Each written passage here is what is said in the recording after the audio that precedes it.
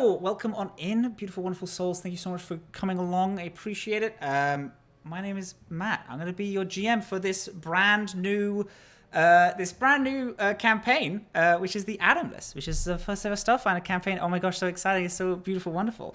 This is pre-recorded, so we won't be able to talk to you through via video. This is all in the past. However, some of us will be in chat, and also it's just going to be a beautiful, wonderful story. So just sit back, relax, and have just grab some popcorn, have a nice little time, look at some adventures through space. My beautiful crew that is joining us here today. I'm just gonna shout out Dylan. Do you want to go first, pup? Want to go first? Just introduce yourself. Just say some socials. I can say some things. I'm Dylan. I use all pronouns, and I am Super Dylan everywhere on the internet. Instagram, Twitter, my website, superdylan.com. I write games and am in them. That's what I do. Oh my god, I can't believe I'm playing a game with you. That's the hypest thing I've ever in my life. Werewolf. Beautiful, wonderful werewolf. Would you like to introduce yourself? Yeah, sure. My name is Nordin Ali, but yes, you can call me Werewolf. I go by Werewolf Feels all over the interwebs. My pronouns are he, him, and I write for games, I consult for games, I play in games. Games. Oh, we got some... I can't believe how many wonderful professional game people we have. It just ramps up the pressure of me being good at this to 1,000 degrees. It's very exciting. Next on the list is beautiful, wonderful content creator Momo O'Brien. Momo O'Brien, would you like to introduce yourself? Hi, I'm Momo O'Brien. I'm pretty much everywhere at Momo_O'Brien, and I make content about immersive experiences all over the world. You can find me pretty much anywhere, but YouTube is where the good shit is at. Beautiful, wonderful. And last but not least, my fucking dude. Andre, would you like to introduce yourself, honey? Of course. Hello, my name is Andre. You can find me at Andre Rivera Art on Twitter primarily. I am a professional artist. I do character design, caricatures, illustrations, largely in the TTRPG community, but also for other things sometimes, and just for me. So yeah. And oh my god, just the most talented boy around. Sorry, no, come on, please continue. I just wanted to sing your praises a little bit. Thank you, I appreciate it. You can also find me over on Total Party Kiss on Twitch, where you can see me play in another campaign on Sundays at 8:30 p.m. EST, which is Greek mythology themed in Tragedy Theologian. It's very fun. Also, I do stream on Twitch every blue moon or so. Beautiful, wonderful. And hi there, beautiful people. I am the GM, Matthew Ebbo, or Captain Crail on all things. I stream Monday to Thursdays, just goofy games, having fun times. Except for Thursdays, which is TTT RPG, which is Thursday's Tabletop, where we make games or write some stuff. Yeah, it's a good little time. So I hope to see you over on there. Okie dokes, beautiful people. Would we like to go on a little adventure throughout space? Yes, please. Yes. Incredible. Let's bloody go, eh? Okay, dokes.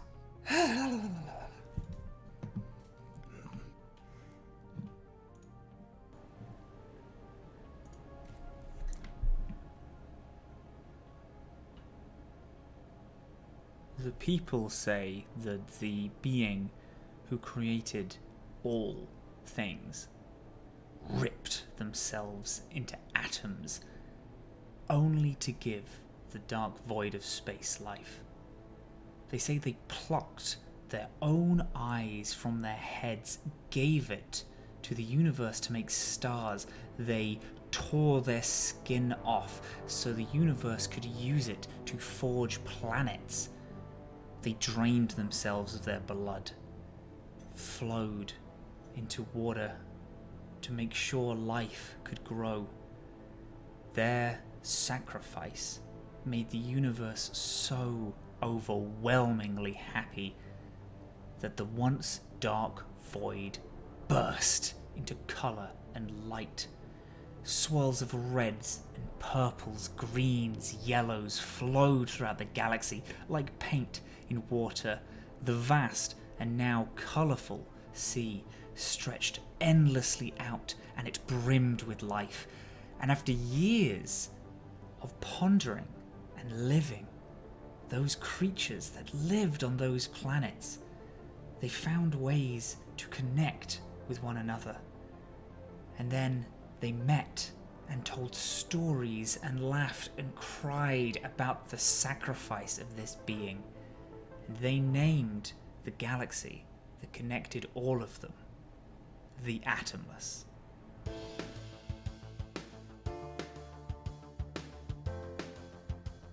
A nebula floats.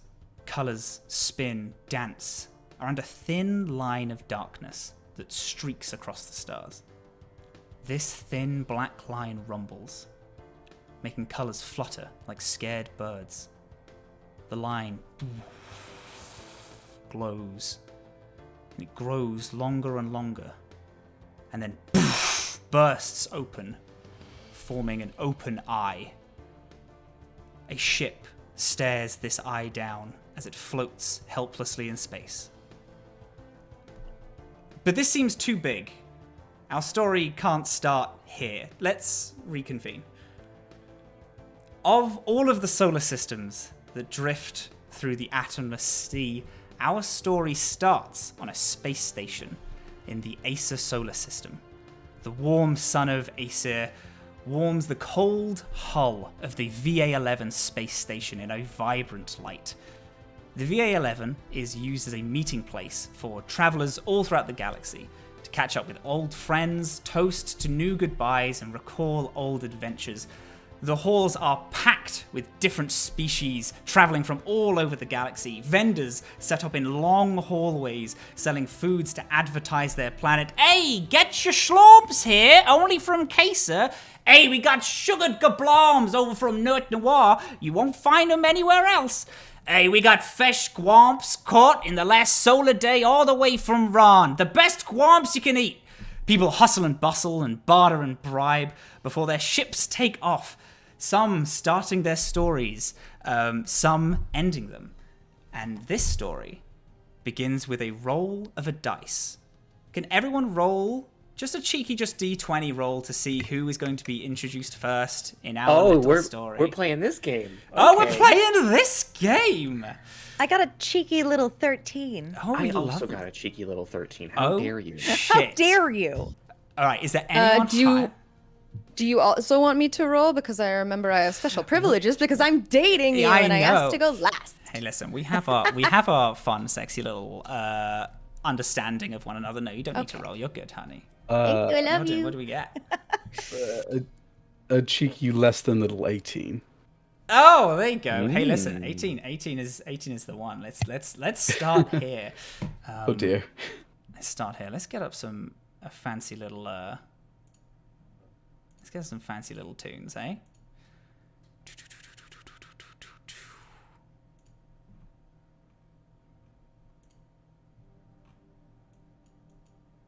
Okay.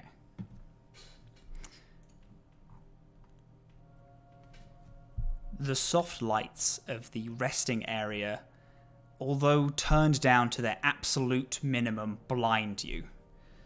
They're set into night mode, but even that's more light than you've seen in years. Your body, as you turn, aches in the soft cot that you have, itching at the fabric rubbing against your skin. The window to your room shows the vast, colourful sea of the Atomless. The stars collect a rainbow of colour, gathering to see the man they've heard stories about, and the man they haven't seen in years. You hear a little as your phone lights up. It's an alarm for a job that you have picked up. As your hand goes over and touches the phone, the light of the phone hits your face, and as we see Azhaam, can you describe him for us? Well, right now he's lying in bed, trying desperately to catch some shut-eye before going to the first job he's had in quite some time.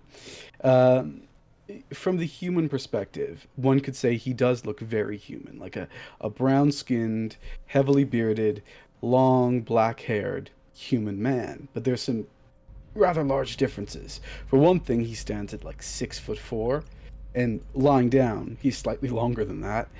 His hair is wiry but straight, and over the backs of his arms and other places you can't currently see because of his clothing, there is what looks like black scales made of kind of the crust that comes from cooling magma. And even so, if you look closely, there are little fissures where those scales meet, where small amounts of light can be seen, as if there's magma indeed running underneath the skin. There are 4 horns reaching back from his head, 2 extremely large ones that swoop back and curl up to a small point, and 2 much smaller ones that only go about a third of the way. His ears are long and pointed, and there's clearly a lot more lines than maybe even he's used to at this point, surrounding those fiery red eyes as he looks at the phone. The phone says it's a text because you've already responded to the job posting. A little message says, "Hey, nice to meet you. My name is Scrap. My ship is parked in Hall A. If you want to make over, we're waiting for a few others." Right, I'll be right there.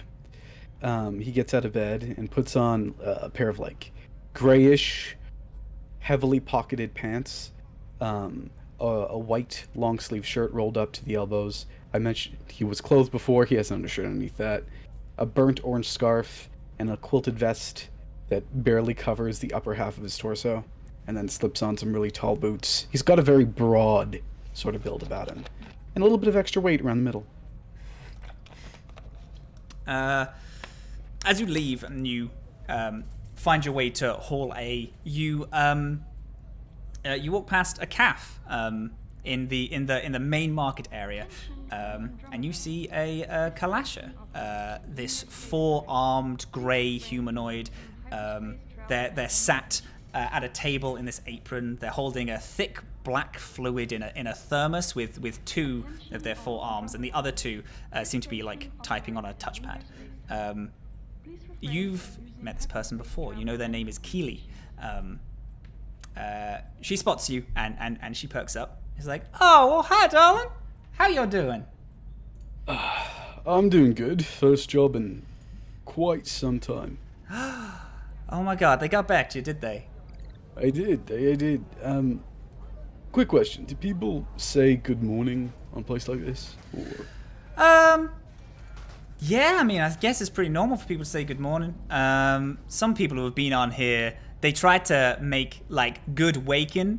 They tried to make that pop off, but nobody likes it. Everyone's like, just say good morning like a normal person. Stop saying good waking. It doesn't have the same mouthfeel. So yeah, you can just say good morning. Good morning, darling. It's nice to see you. Hey, I actually got a question for you. You're a Ifrit, right? Technically, singular is a Ifriti, but yeah. Ifriti. My apologies. Okay, well that's grand.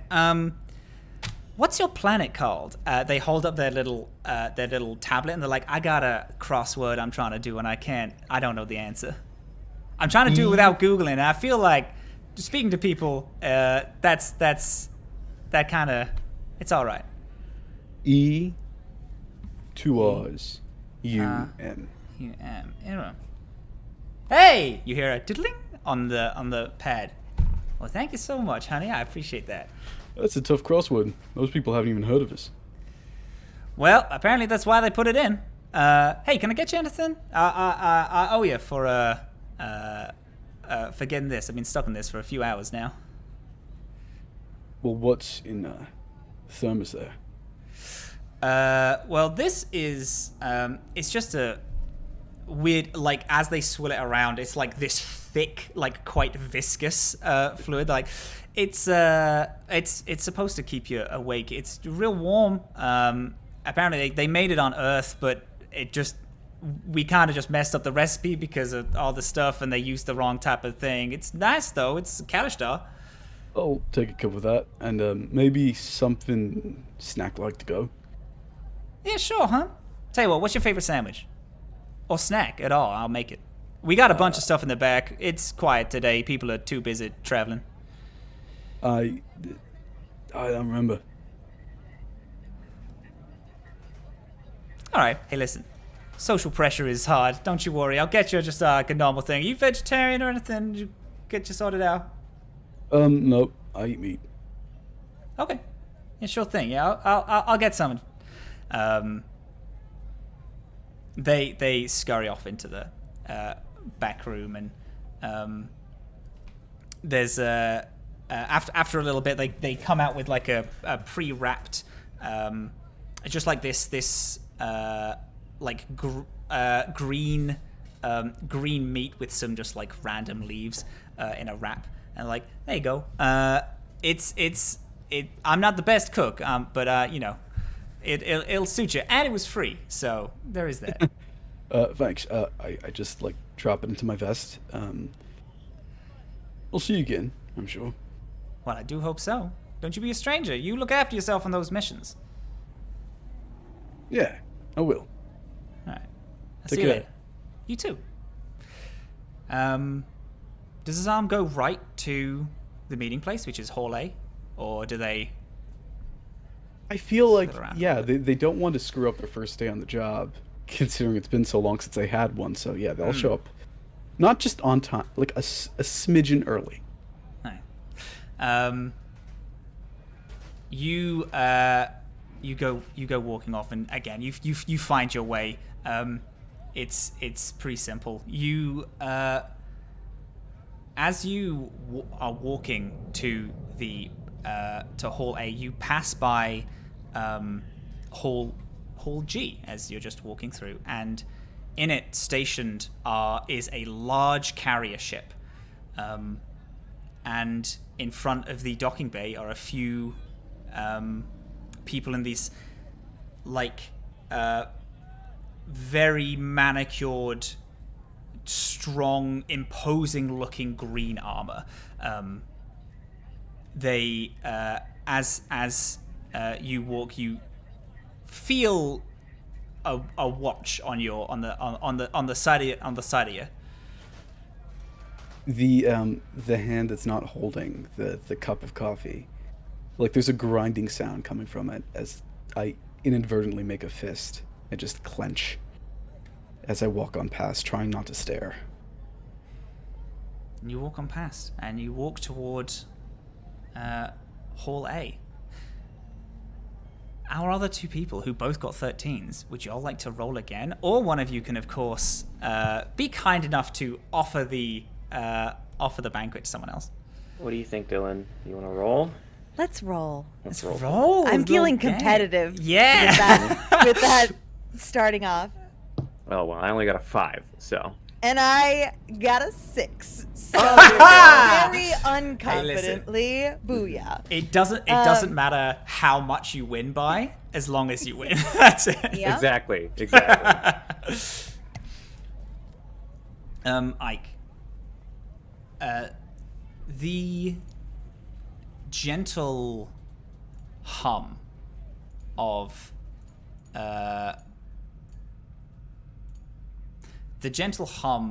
the engine pairs with the soft piano music that plays from a speaker that's centered in a large wooden desk that you're seated at. There are papers strewn across the table with the logo saying the Brewery Mining Company. It's stamped on the corner of every page. You don't know the people you're sat with. They have clean pressed suits, neat haircuts, warm smiles, but there's none of it in their eyes. They've given you what seems like warm words, but their warmth was spent years ago. But that doesn't stop you from searching for that warmth. Your eye falls upon a projector and a human giving a presentation. They're young, around mid-30s. They have slick back brown hair. They have a rare softness about them. They have a name tag that says Quinn, and it has he, him underneath it.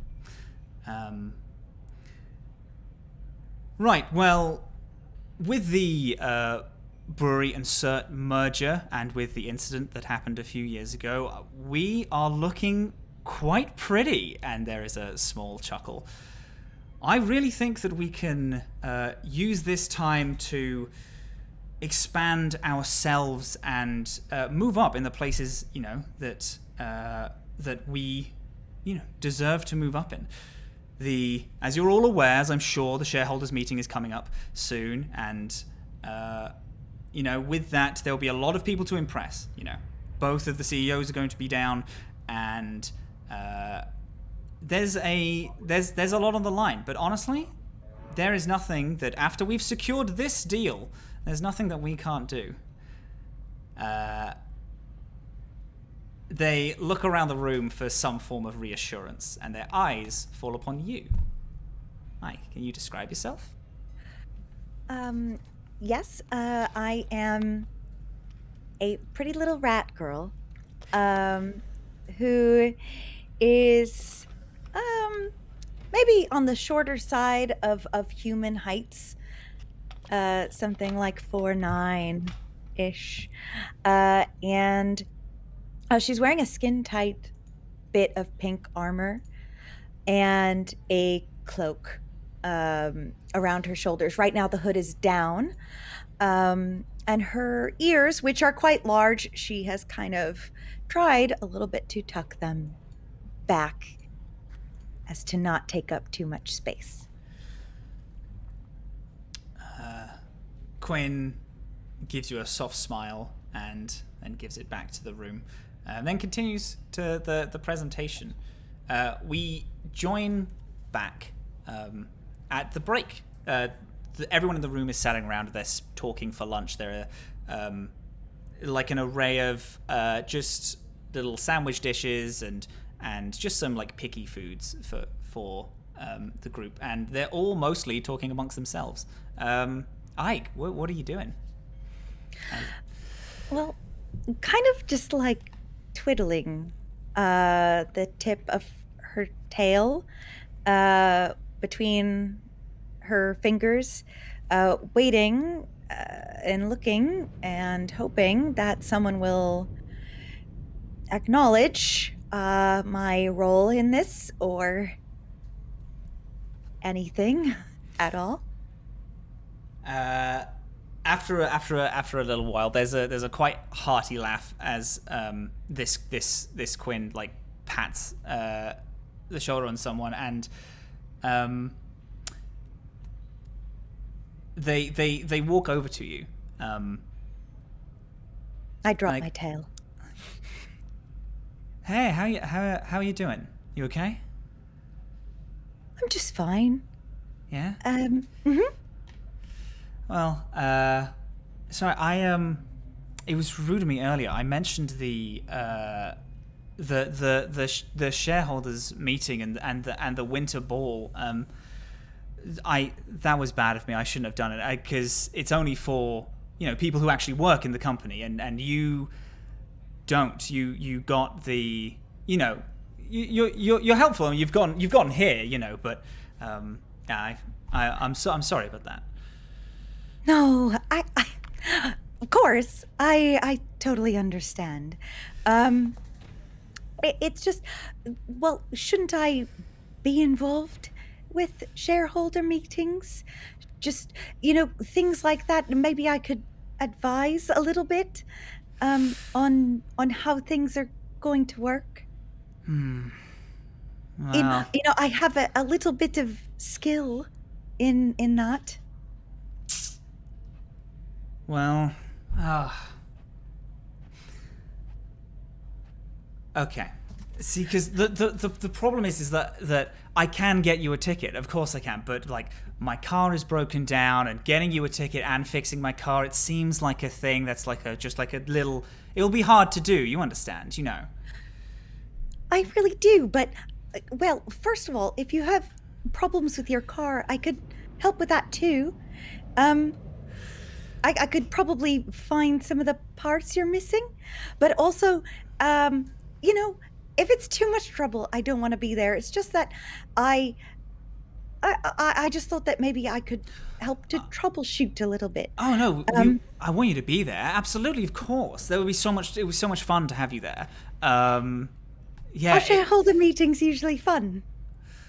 Well, this one is a winter ball, so it's like it's kind of a shareholders meeting and kind of got like a there'll be like, you know, fun little party elements at the end, you know.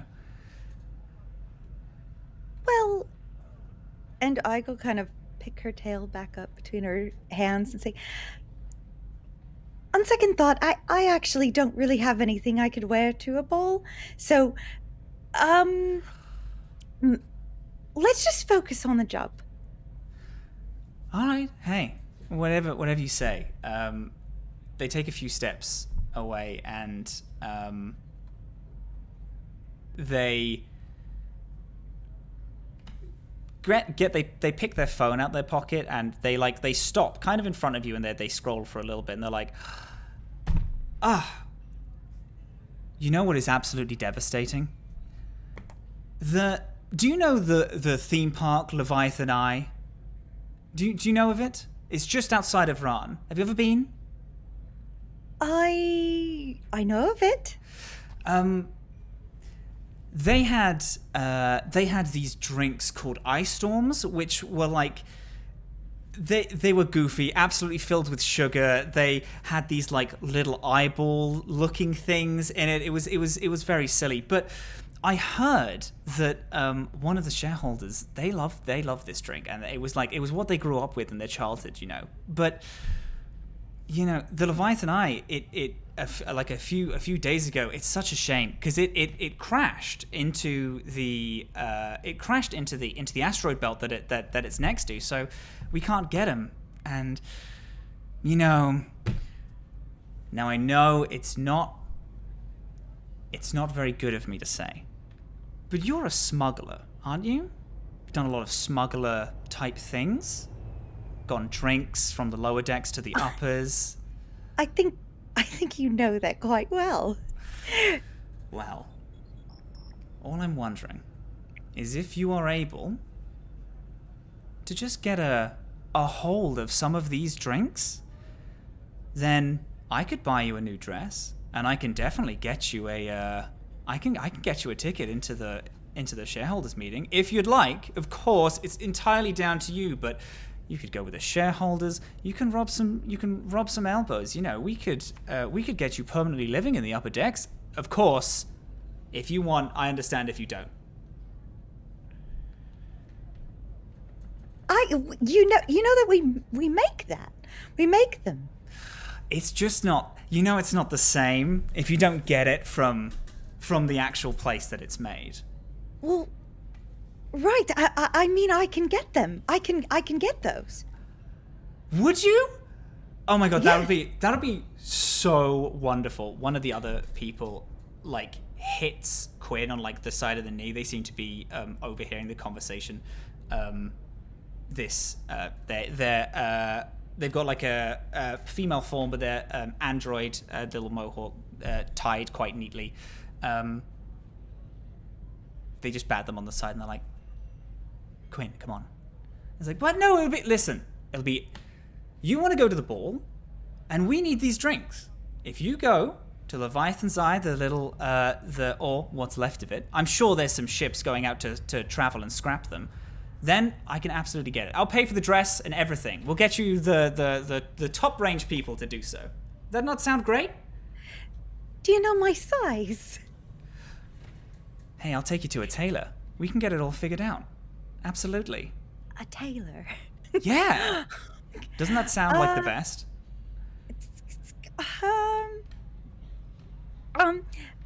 They're sugary drinks, really quite terrible, but I'll get them. I know. Hey, listen, I know, and I don't want you to be doing it.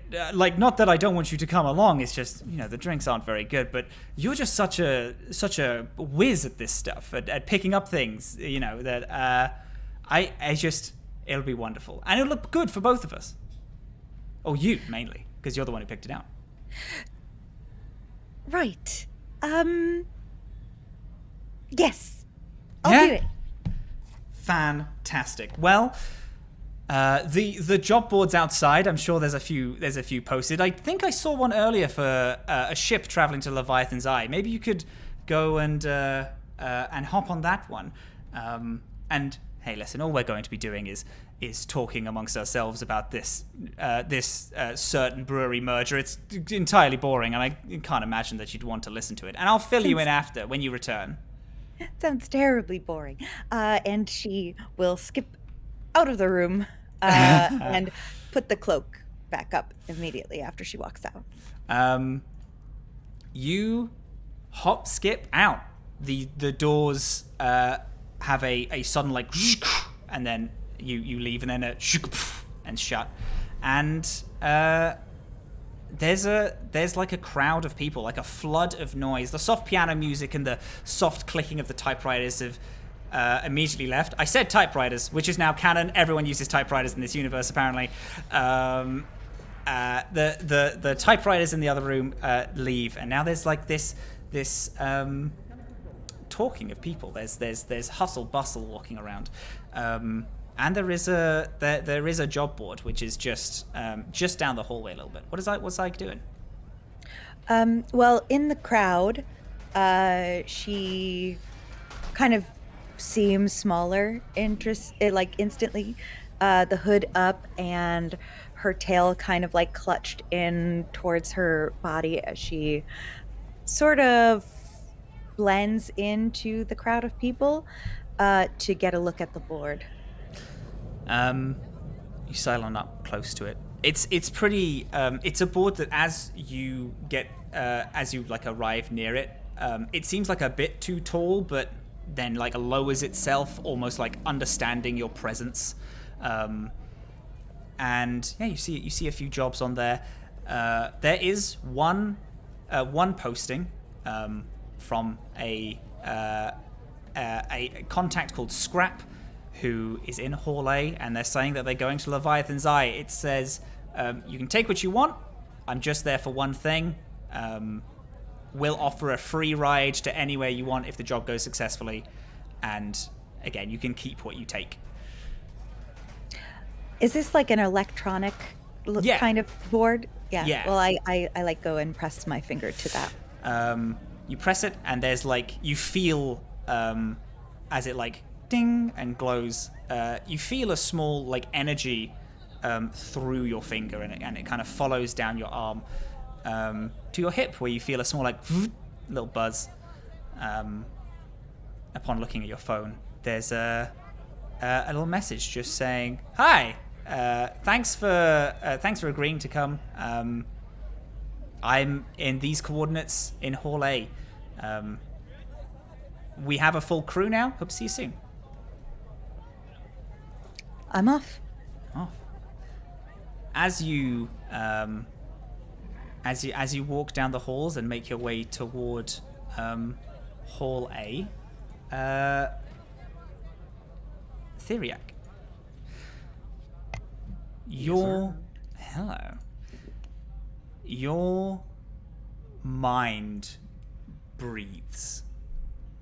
The tip of the reeds on the top of your head bloom as you bask in the warmth of the sun. You hear a trickle of the fountain being protected by a proud bed of flowers sitting in a cold bed of dirt in the center of the main space that acts like a city center on the station. The flowers burst with color, giving sustenance to the buzzing robot bees, tricking the flowers into thriving. You hear like a large cuckoo as you feel a breeze as you feel the ventilation shaft open and blow an embarrassed wind throughout the room of the station. Your mind focuses on the world, the chatter, the life that fills these halls, the ambient music that seems to be playing throughout fades and abruptly stops.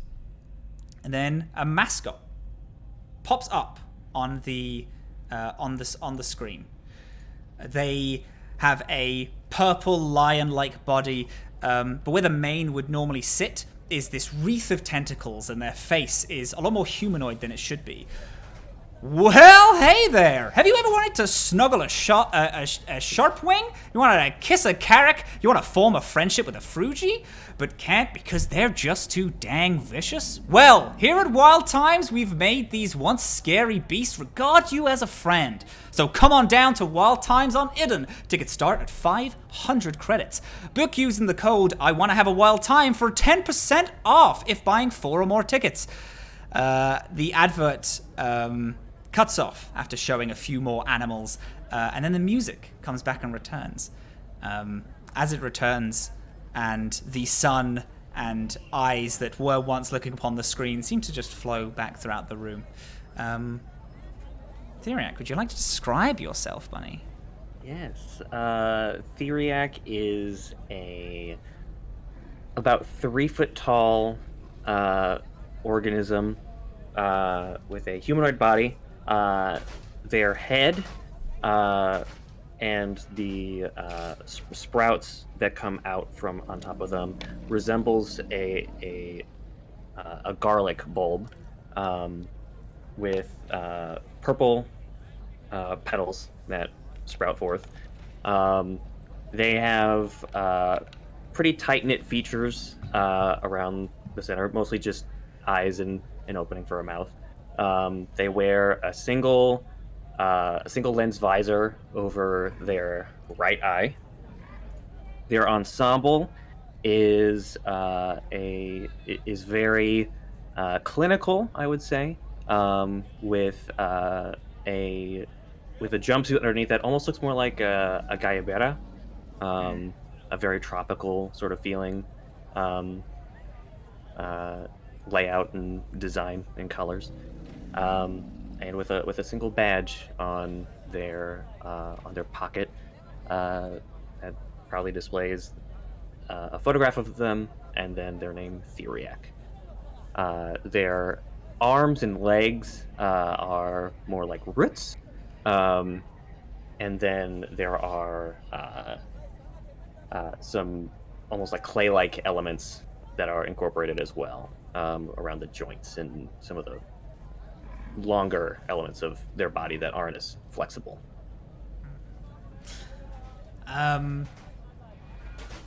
As this advert cuts off and finishes, you feel a buzz on your thigh. Checking it, you see it's a response to a job that you picked up a few days ago. As you are aware, the theme park, the Leviathan's Eye, collided with the asteroid belt that surrounds it. And there have been sightings of bizarre slug creatures, and you have been asked if you can go pick one up. What do you do? Theriac looks over the message and then replies in like a very formal sort of email, just saying like, I will be attending this meeting regarding Leviathan's Eye. We'll be bringing as much equipment as I can, and hoping that this expedition brings us something fortuitous, and then just sends it off.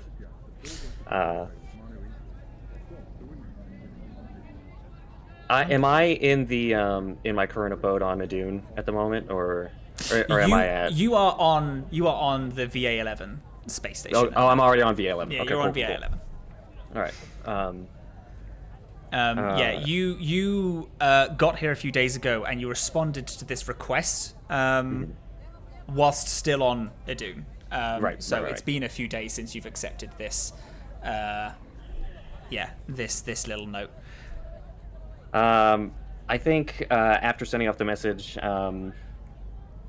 Theriac is going to look back towards the these robotic pollinators that are going about and just mulling them over, and like has like a little like holographic like notebook for like field notes. Fascinating. You, whilst studying these robotic pollinators, you feel a presence behind you.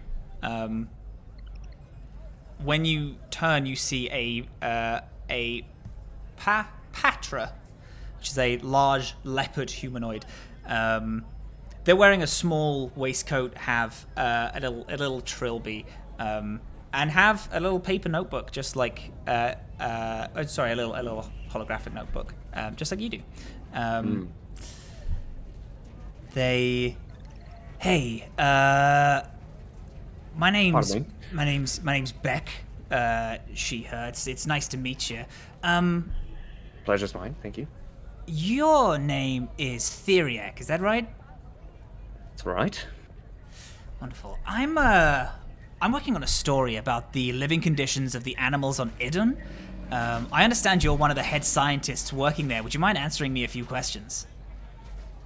I unfortunately have a meeting in a few minutes. Unfortunately. Oh no, of course, I understand. This won't take a moment of your time. The creatures that are on display, they've been seen to be passive, which is unusual for their normal wild counterparts. Is anything you'd like to comment on that? No comment. And we'll just begin like packing up. Clearly, like this is more just of the news reporters who are looking to get more information about Wildside that is beyond Theriac's like control, really. Okay, no comment. That's no trouble. Is it true that the more aggressive animals are forced into hunting zones where customers can hunt them for sport? I don't remember that being ever included in our plans. No. Okay, unaware of that. That's great. Thank you so much. I appreciate that. So what are you doing here on the space station so far from Wild Time, even though Wild Time is opening? Are you running from something? No, I have a job, as I stated before. If you will excuse me, I have other matters to attend to. You have a good day, Beck. Jumped ship and started a new job. Shamed? Okay. This is wonderful. Thank you so much for your time. I appreciate everything. You've given me some very good things to focus on. I hope you have a wonderful day. If you want to contact me for any explanations or increase in answers, there's my card right there. And they hand you a small card with a universal number on it. You have a nice day, Theriac. I appreciate you answering those questions. Of course, Beck. You have a nice day as well. Thank you. They turn around and walk off, drawing some things. They sit not too far away. They just kind of they walk over and they sit down. They seem to not be paying that much attention to you, but are still occasionally will look up and then go back and then write some more notes. Fucking paparazzi. Yeah, Theriac is after being sort of pestered by this reporter, by Beck. Theriac is just going to say, I'll study more of the wildlife here later.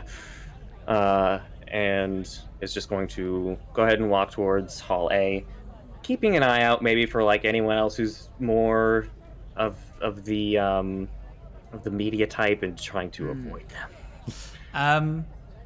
You do so. You see a few people who maybe are not like actively looking for you, but people who are traveling. This is a station where people stop off and go somewhere else. So there's a lot of like young upstarts trying to get those kind of things.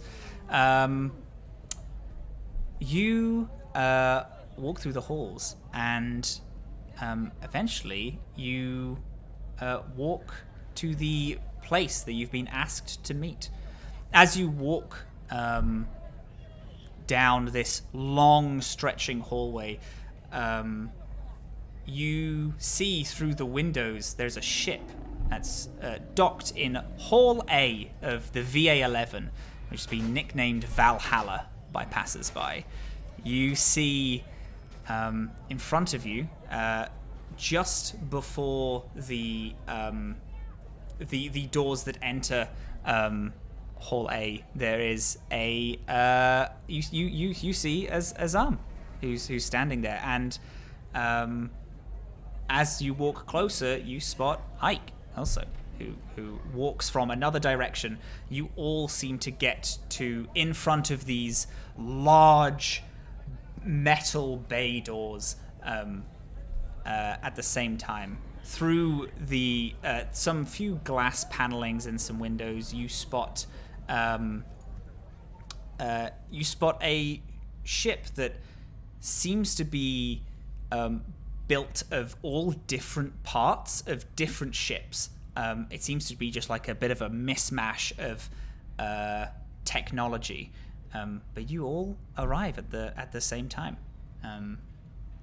Is there anything you guys would like to do? I stay a little bit away from the other two. Just a little. I think Theriac is just kind of looking up at the Theriac sort of has just like a layout of the premises, and is just double checking this is Hall. Yeah, okay, this is Hall. Okay, just checking, and then just closes the sort of map application. Just kind of looks around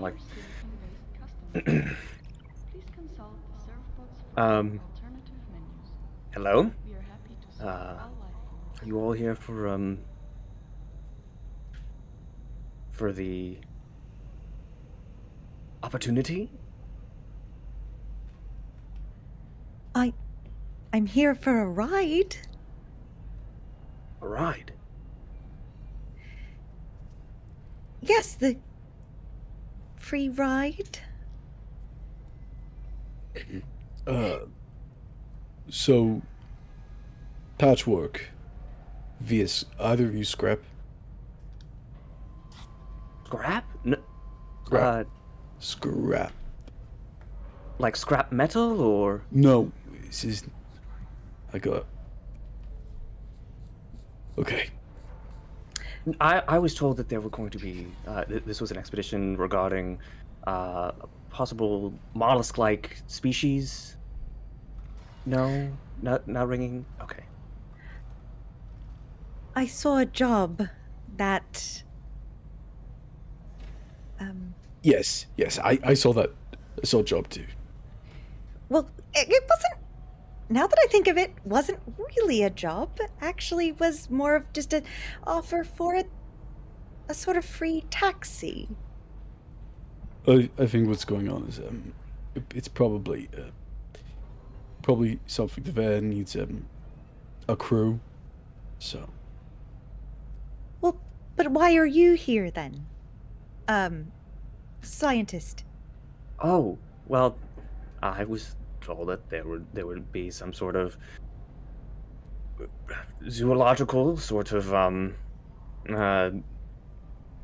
study, capture, something along that sort. I take several steps back.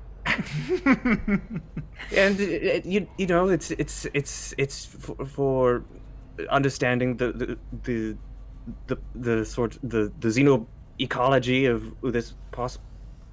I seem to be losing you, don't I? Are we all at least under the impression that we're going to Leviathan's Eye? Yes. Yes. Okay. Maybe that's not a trap then? Why would someone want to trap us together?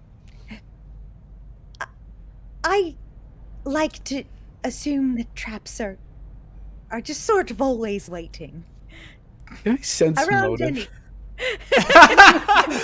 You want to sense motive? Yeah, you can.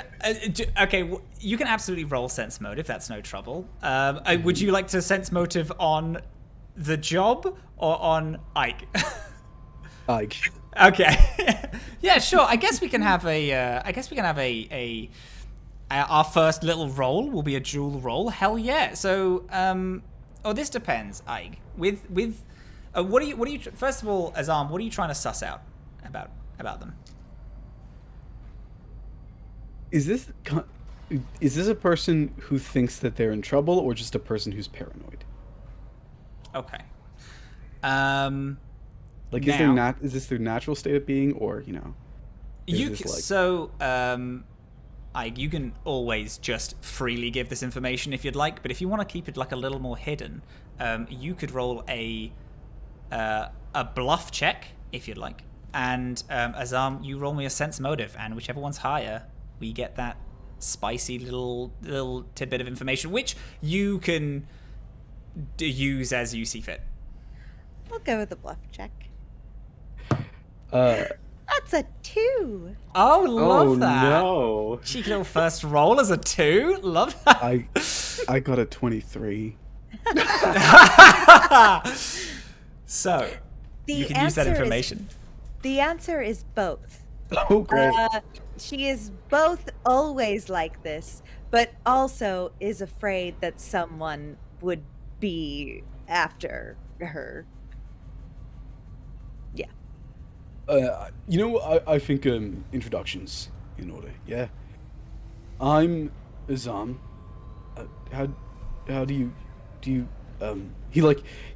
he leans in a little bit, then pulls back, and then he tries to extend a hand, realizes, oh no, that might not be it. Trying to see how you would like to be greeted. As you pull your hand back, she reaches her hand further out and grabs it and pulls it back in. That's right. Azhaam, he. Oh, Ike. She. Ike, and I lean down a little bit and try to extend a hand again. Yes. Theriac. They. Great. Pleasure to meet you as well, Ike.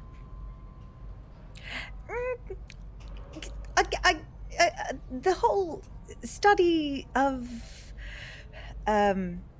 creatures, can you explain a little bit more about that? Right. I should probably introduce myself. My name is Theriac. I am a biohacker, largely incorporated with the Wild Times facility, zoological park, and we had just recently opened some time ago, and was told of this opportunity to perhaps find some more individuals, more organisms that we could possibly bring into our lab and study. As far as most of the wildlife inside of Wild Times is from Idun, but this would be extending our studies beyond just our planet. So. Okay, so not like me. Well, what is you? I'm just a lady. Can I sense motive there? Oh my god, Ike is the smallest thing I've ever seen. I want to give him such a big hug. Yes, yeah, you can sense motive all day, absolutely. I'm just a lady. Never ends well. I love Cinderella business rat.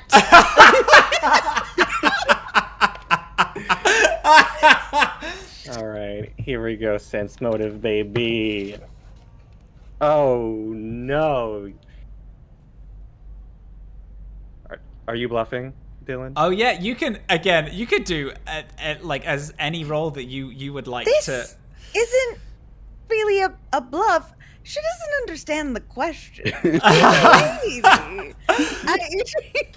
But she also is a rat, so Rats can be ladies. she's just wondering if your studies include her. Oh, right. I should clarify. The people are not part of that. That is exclusively organisms. like non. Yes, out of character. That to differentiate. I got a little bit worried. Yeah. Well then, I apologize for my earlier rudeness. It is actually nice to meet you. Of course. She'll give you the shake.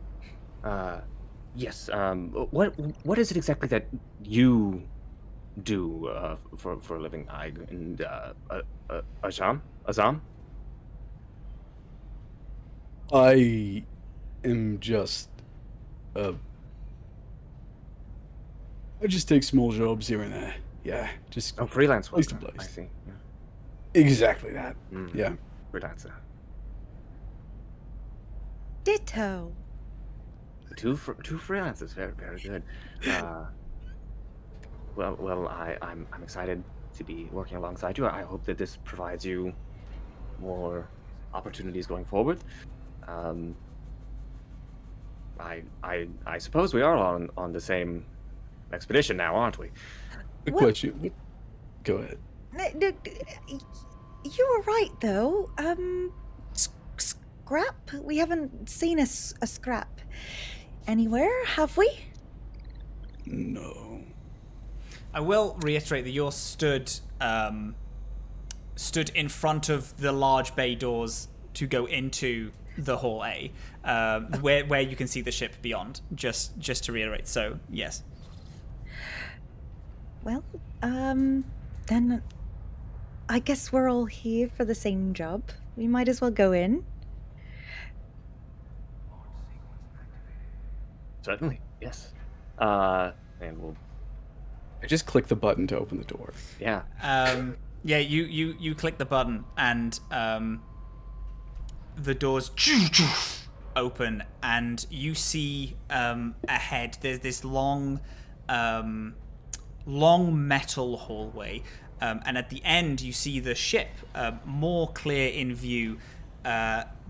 So many different parts, guns that don't fit the ship. There are engines of like 4 different sizes from 4 different ships, all like haberdashery, like put on almost like someone is making a quilt of 1,000 different parts. You see just like halfway down the hall another Yoski, another little rat. They are brown, smaller, more hunched over. One half of their face has been replaced with this large metal plating, and they have this like green glowing eye. Their ear on this side has been replaced with a little antenna that is blinking occasionally. As the doors open, this little rat turns and goes, "Hey! Oh, this must be my team. Hey!" And they walk over and they hobble towards you. "Hey, how's it going? My name's Scrap. It's nice to meet you. You are... God, we got an imposing bunch on us, don't we? Come. I'll give you the rundown of what we're doing in a little bit. How did everyone find the trip? Everyone find Valhalla all right?" We found it just fine. What's the job, if you don't mind me asking? We'll worry about the details when we're in the air. Don't you worry about it. We'll get you all on the ship first. Would it be hard to find when we have maps? Well, we have maps, and it's also an entirely destroyed space station theme park that's just flown out there in the middle of space. So it's not that hard to find, is it? I meant VA11. Oh, you meant here? You meant here? This? No, it's easy to find. Again, this is the whole space station. There's signs everywhere, and y'all look like a smart bunch. Hey, I'm boring you with all my. You're gonna get me all carried away with just talking. You've already got me half doing it. Come, follow me. I'll introduce you to our engineer. They hobble down the path, and it opens up into the docking bay ship room. This is the only ship that is housed there, and they they gesture for you all to walk in. And as you walk in, Skye, would you like to introduce yourself? Yeah. I hate character intros. So Matt, let me pre-write mine. I'm also assuming you don't have any copyright-free rock music in that little bag of tricks, do you, Matt? Everyone will just have to imagine it. Yeah, we'll imagine it, because my first port of call was immediately like, I could improvise some, and I was like, no, let's not do that. Let's let you just... Oh, I'm a fool. I haven't had the music up at all. Oh, it's all good. It's just all background things. You're all good, don't you? Wait, you people communicate through sound? I've been doing this all wrong. God. Okay, so you first hear the 90s grunge rock blasting at a volume no one over the age of 25 could stand. You trace it to the source, an ancient-looking boombox, the pages of a comic book draped across it, fluttering to the vibrations of the bass. Nearby, sticking out from underneath a cluster of pipes and dials, is a pair of baggy pants. The pink crop top is illuminated in intervals by the sparks and hiss of a welding tool, and held off the ground by what looks like a skateboard. Pink sneakers tap to the beat of the music, and you think you can faintly hear a female voice singing along amidst the noise. The legs bounce from the floor and onto the skateboard as two striped sleeves reach around the pipe and push a young human into full view. Large, dark, round goggles adorned with plastic butterfly wings look back at you until they're pushed through short, icy blue hair, revealing tired but bright green eyes. A face framed by freckles and pastel bandages smiles as a girl no older than 17 stands to greet you. She stomps her foot down, kicking the skateboard into her hands, which you can now see is peppered with colorful and eccentric stickers. As she flips it to her back, fastening it to a magnetic harness, she offers you a fist to bump and says, "What's up? My name's Skye. Welcome to the Patchwork, my dudes." I handshake the fist. I was gonna. Okay. You're supposed to go like, then you can do a little explosion. If you want to, add some flavor. Okay. Hell yeah! What's your name? Azhaam. Azhaam. This is this is Ig and Theriac. What's She, up? they, he. She, her. Welcome aboard. Okay, so are we heading out, Scrap? Ah, shit. Yeah, hey. Yeah, I'm ready to go if y'all are ready to rock and roll.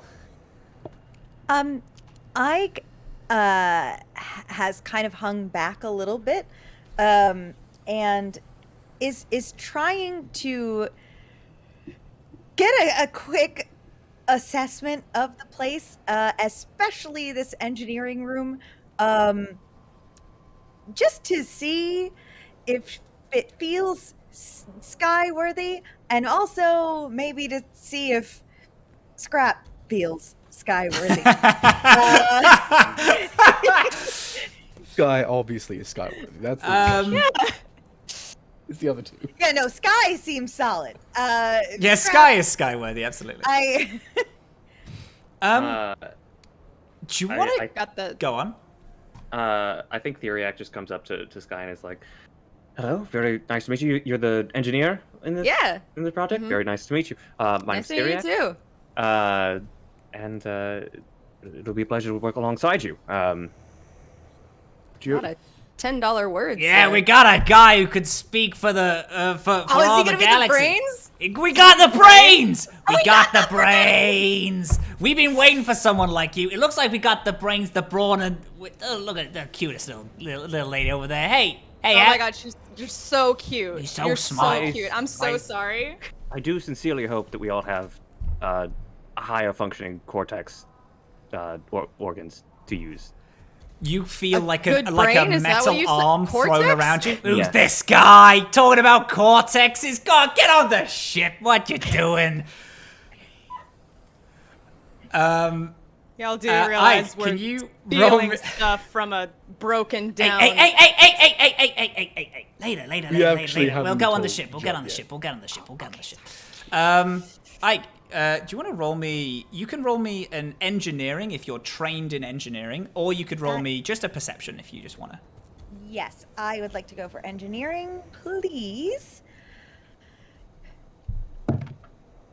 Oh, finally. Okay. Ah, we gotta go in. 21.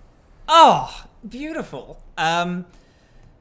This ship is, again, it's like it's called the Patchwork for like a reason. It seems to be made of 1,000 different ships.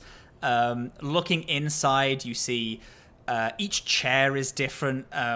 Like there are parts where it's like the ramp to get inside is made of like 3 different sheets of metal.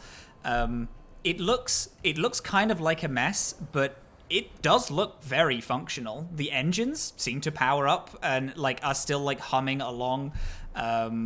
You notice a weird thing. Ships in this universe, they all have a figurehead, a piece of their ship which is like a statue purely for looks. This doesn't have a figurehead. The Patchwork doesn't have one. It also doesn't seem to have a drift core or any engine that can function with it. A drift core, you would know, is what people use to travel from solar system to solar system.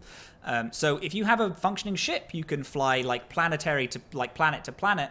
But you can't go like solar system to solar system, as the gap is just too far, and you can't just analog do it. It's like is the difference between like riding a horse somewhere. Like you can ride a horse from town to town, but you can't ride a horse from like country to country. And a drift core. Maybe you can't.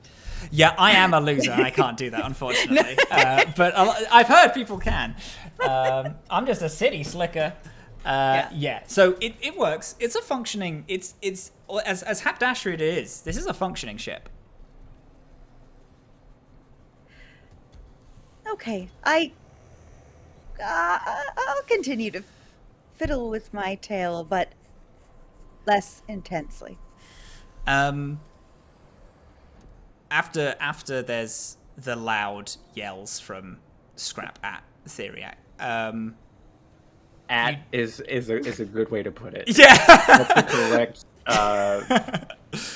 correct preposition? I don't remember. Yeah. Theriac would know. You do see them look at you, and they walk over. Hey, you're all right? This thing flies, if you're wondering. I know it looks like trash, but it's a good ship. I feel like this guy got like the best parts of a bunch of different ships and just put them all together. That's literally what It happened. looks like shit, but it flies so good. Yeah, it's great. I know it doesn't look like much, but don't you worry. Like, you're in good hands here. You got like the best mechanic you could find and an engineer that I found on a planet. Like, you'll be fine. An engineer you found. It does. It looks quite good, actually. But I kind of would like to know what the job is before we are in the sky. Well, clearly we're going to this place that an asteroid hit and looting it of what we can find. Hey, Tank's got it. That's the whole of it. There's no secret surprise. Everything that he has said is correct. Yeah. Okay. Well, then I apologize for my rudeness. It's nice to meet you. Oh my god, you are not even rude. You're so cute. What the fuck? Can we, like, fly? Yeah, come on aboard, everyone. Come on aboard. I got some snacks and stuff if people are hungry. We got a little drive ahead of us. I'll explain the mission more when we get on. Very well, very well. As you walk onto the ship, you see that there's an amount of chairs, a series of chairs all laid out, all with like a small like pull over computer kind of holodeck and things like that, which you see on a lot of different ships. But all of them are from different ships and look very different and seem to suit many different needs. When going on the ship, what chair? What chair hits you guys? Which chair would you pick? What does it look like? What does it feel like? I can go first because I knew this Absolutely. question beforehand. So Skye parkours over things in the ship and lands comfortably on a movie theater seat that flips down and is a shade of bright pink, and takes a cup out of the holder on the arm and just starts sipping it and flicking switches and shit right above her. I think Theriac is going to be looking for the most, I guess, sort of just functional seat just to sit on. So it's going to be a very like sterile sort of bar stool that you might find in a laboratory. Does just it kinda like swivel? prop- Does it swivel 360? It swivels, Is it one of those? yeah. Mhm. Nice. And just uses the little like bar just to like climb on top of it, and then just sits in the seat. Nice. Yeah. Ike is gonna pick the one that looks the most fancy. So if any of them have like a bit of plush or like a little seat cover of a nice squish material. Oh, absolutely. There's like an old like grandparents chair, like real nice with the big backing and all that. Yeah. Yes, she was sitting that. Azhaam looks to like a chair that looks like it's made for someone his height. It's comfortable. It's like a captain's chair from some ship, from like a capital ship too. Nice. And then he sits on like a plastic folding chair that someone just bolted to the floor. It's too small for him. Because he doesn't know if that seat's for him, and he's like, "Oh, that feels wrong. Maybe that's the captain's chair. I'm gonna sit in this one." Scrap walks through, spots you, Azhaam, and is like, "Hey, you can get on the nice chair if you want. You're sitting on that's literally like a deck chair for a beach that I thought I was just like, oh well, we need a sixth chair, so I just stapled it. Stapled is the right word. I use staples like stationary, like it will. Guy your size with the speed that this thing goes, that's 100% gonna break, dude. Please sit on a better chair." I look down, and I try to sit up, and there's this audible creaking sound as I do. I move over to the chair he pointed out and sit right back down.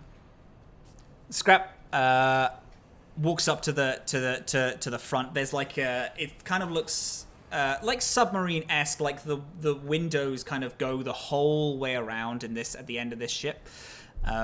There's like a huge deck, clearly nicked from probably stolen from the same capital ship that Azhaam, your seat is from.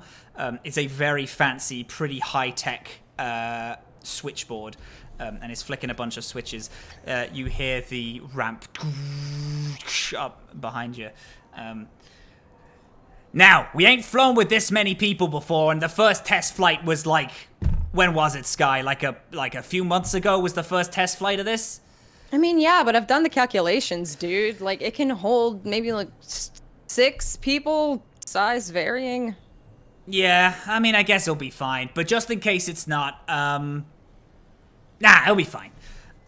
Flick some more switches, and you feel the of the engine as the patchwork lifts off, and then a real sudden jerk back as it off into deep space. 6, you said, Skye? Yeah, but I mean, like, you know, you're much smaller than him, so I say 6, but maybe like 8 of you, 5 of him. Yes, and Theriac is like a We could a hold head like of 13 garlic. I think we could, Theriacs. yeah. Okay, I I think would be it'll be deeply fine. distressed if there were more than one of me, I must say. Scrap the biggest secure, right? We're Oh, like, fuck! We're Yep, base secure. Yeah? Don't worry about it. Yep, no, it's all right, good. so we're on track. We're good. Yeah, we're all secure. Okay, so dude, I was wondering how you posted a job for us going to take the scrap from this station when it's not necessarily legal, so I feel like we need to be honest with these dudes. I'm so terribly sorry to interpose. I was told that there would be snails or mollusks of some slugs, perhaps. There could be slugs? Oh! Hey. Right, so, I'm gonna let you all in on what we're doing here today. The Leviathan's Eye theme park has crashed somehow after its like 300 odd years of flight in orbit over Ran, crashed into the asteroid belt that surrounds it. We saw it happen. It was so gnarly. Fucking crazy. That place is basically dust now. Not basically dust. There's lots of it left.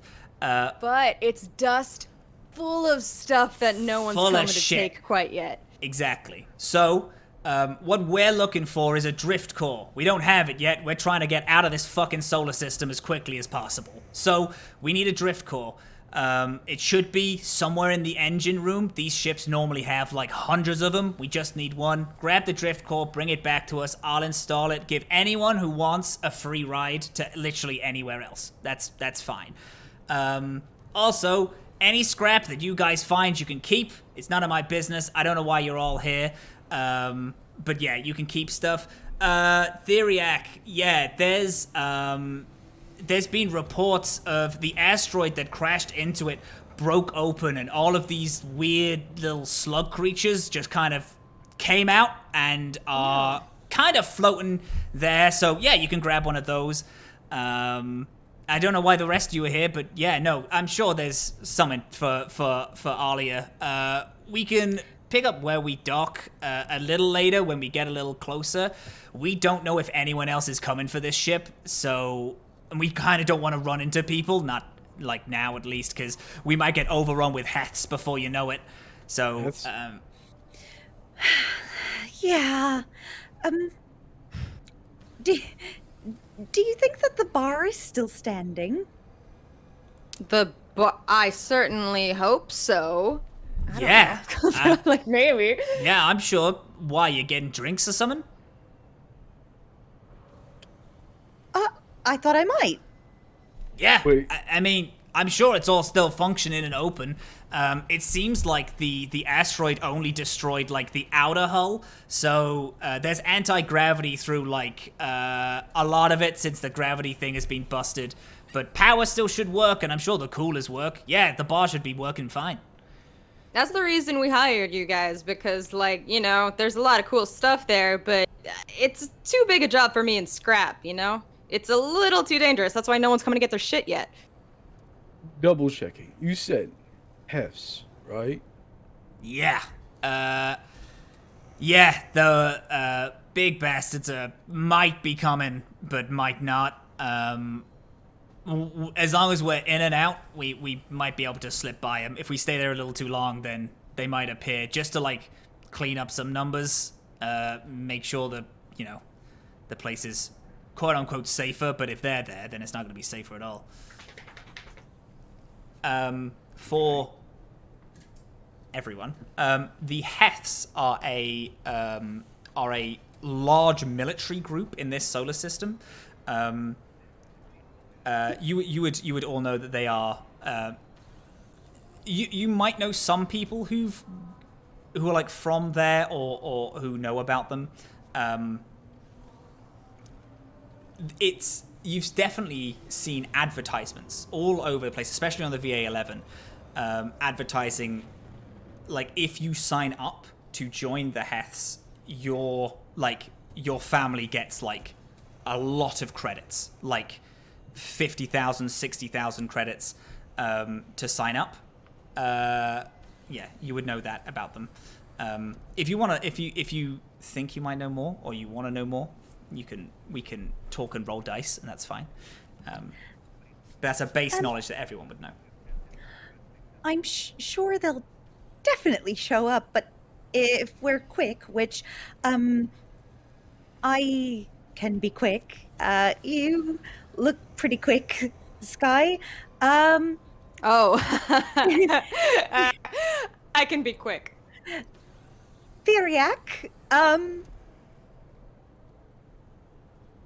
when you're going to get all of your slugs, which I think it's great that there are actually slugs. I didn't think that part was going to be true. I, for a moment, also thought that was not going to be true. I'm very happy for you. But can Congrats you be... on the slugs. Congrats on the slugs. Can you be quite quick? The goal of the mission is to acquire them on the planet and then leave. I'm not there to study them extensively in their in this environment. It's mostly to Well, capture. it sounds like this isn't their natural habitat, as it I understand. were. So maybe bringing them somewhere less targeted. I'm study? bringing a sample of the population. I'm not collecting all of them. It will be 5, maybe 10 individuals if I'm lucky. Good. Okay. And Azhaam, how quick are you? Can I do a check? Do you want to roll a dex check just to see if Azhaam just like runs up and down the thing? No, Pretty no. quick. I think he's off in his own little world. I'd like to do a check to determine how much I know about the Heth, specifically. Absolutely. Okay. I'm thinking it could be a culture check, or perhaps, maybe a fun little profession check for me. You can if you are trained in culture, which is weird that you have to be trained in it. But if you're trained in culture, then yes, culture, absolutely. But also, if you want to go spicy, I'll give you a little I'll give you different information if you want to go your specific profession. But yes, you can also do that. It's really down to you which one you'd prefer. Let's do a profession check. Let's do a profession. Let's try it. You know what I mean? Okay. That's a 16. Beautiful. Would you like to state what your profession is, or would you like to keep it just kind of cheeky you?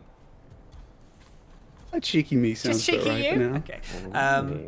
Hi there, beautiful people. Just for the people watching, listening at home, hi there, hi, how's it going? In this game, everyone has a set amount of skills, as just like D&D. However, they have one skill which is called the profession, which is kind of their job or what they did before the adventure started, which is specifically unique to them.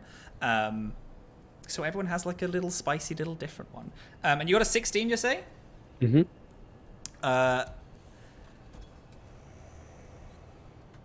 There's a weird term that goes with the Heths. It's not an official one, but it's like anyone who joins up with the Heths don't come back alive.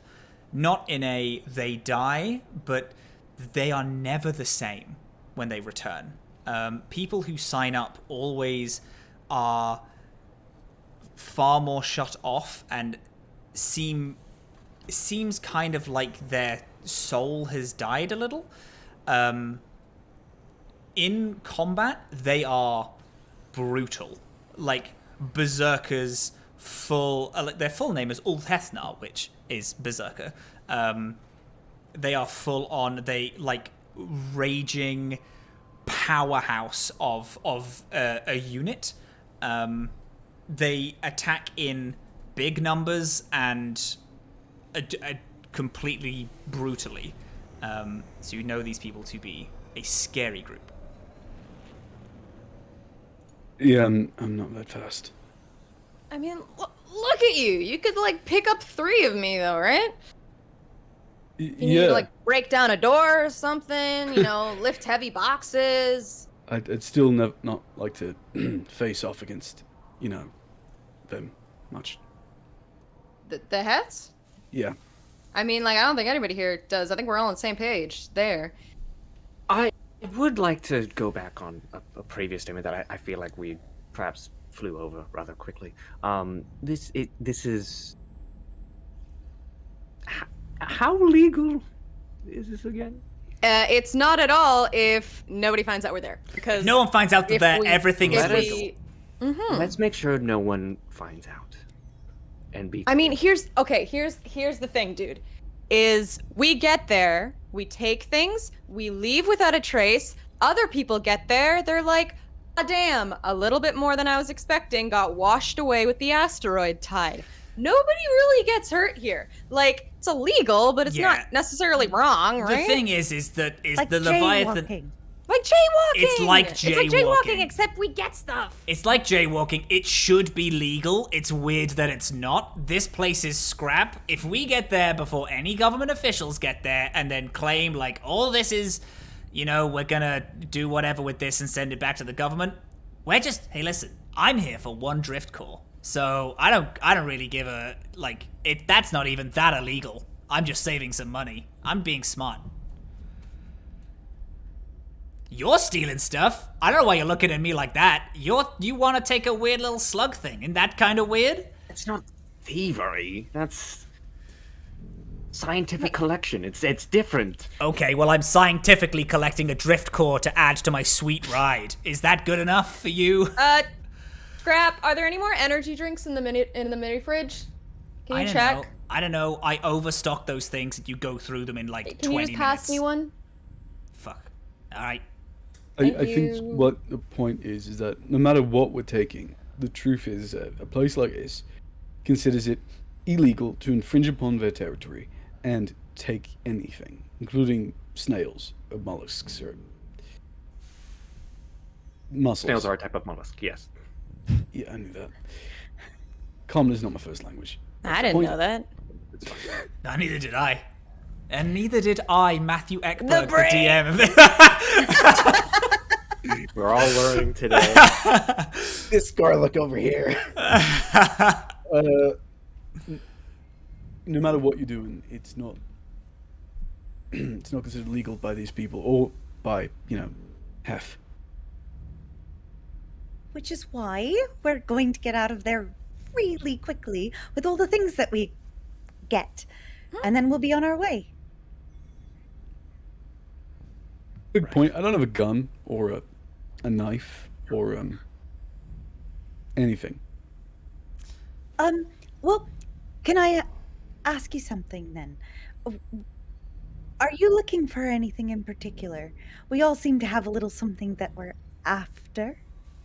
Right. Of course, I would come here knowing that I wanted something specific. A little snow globe. Yeah, from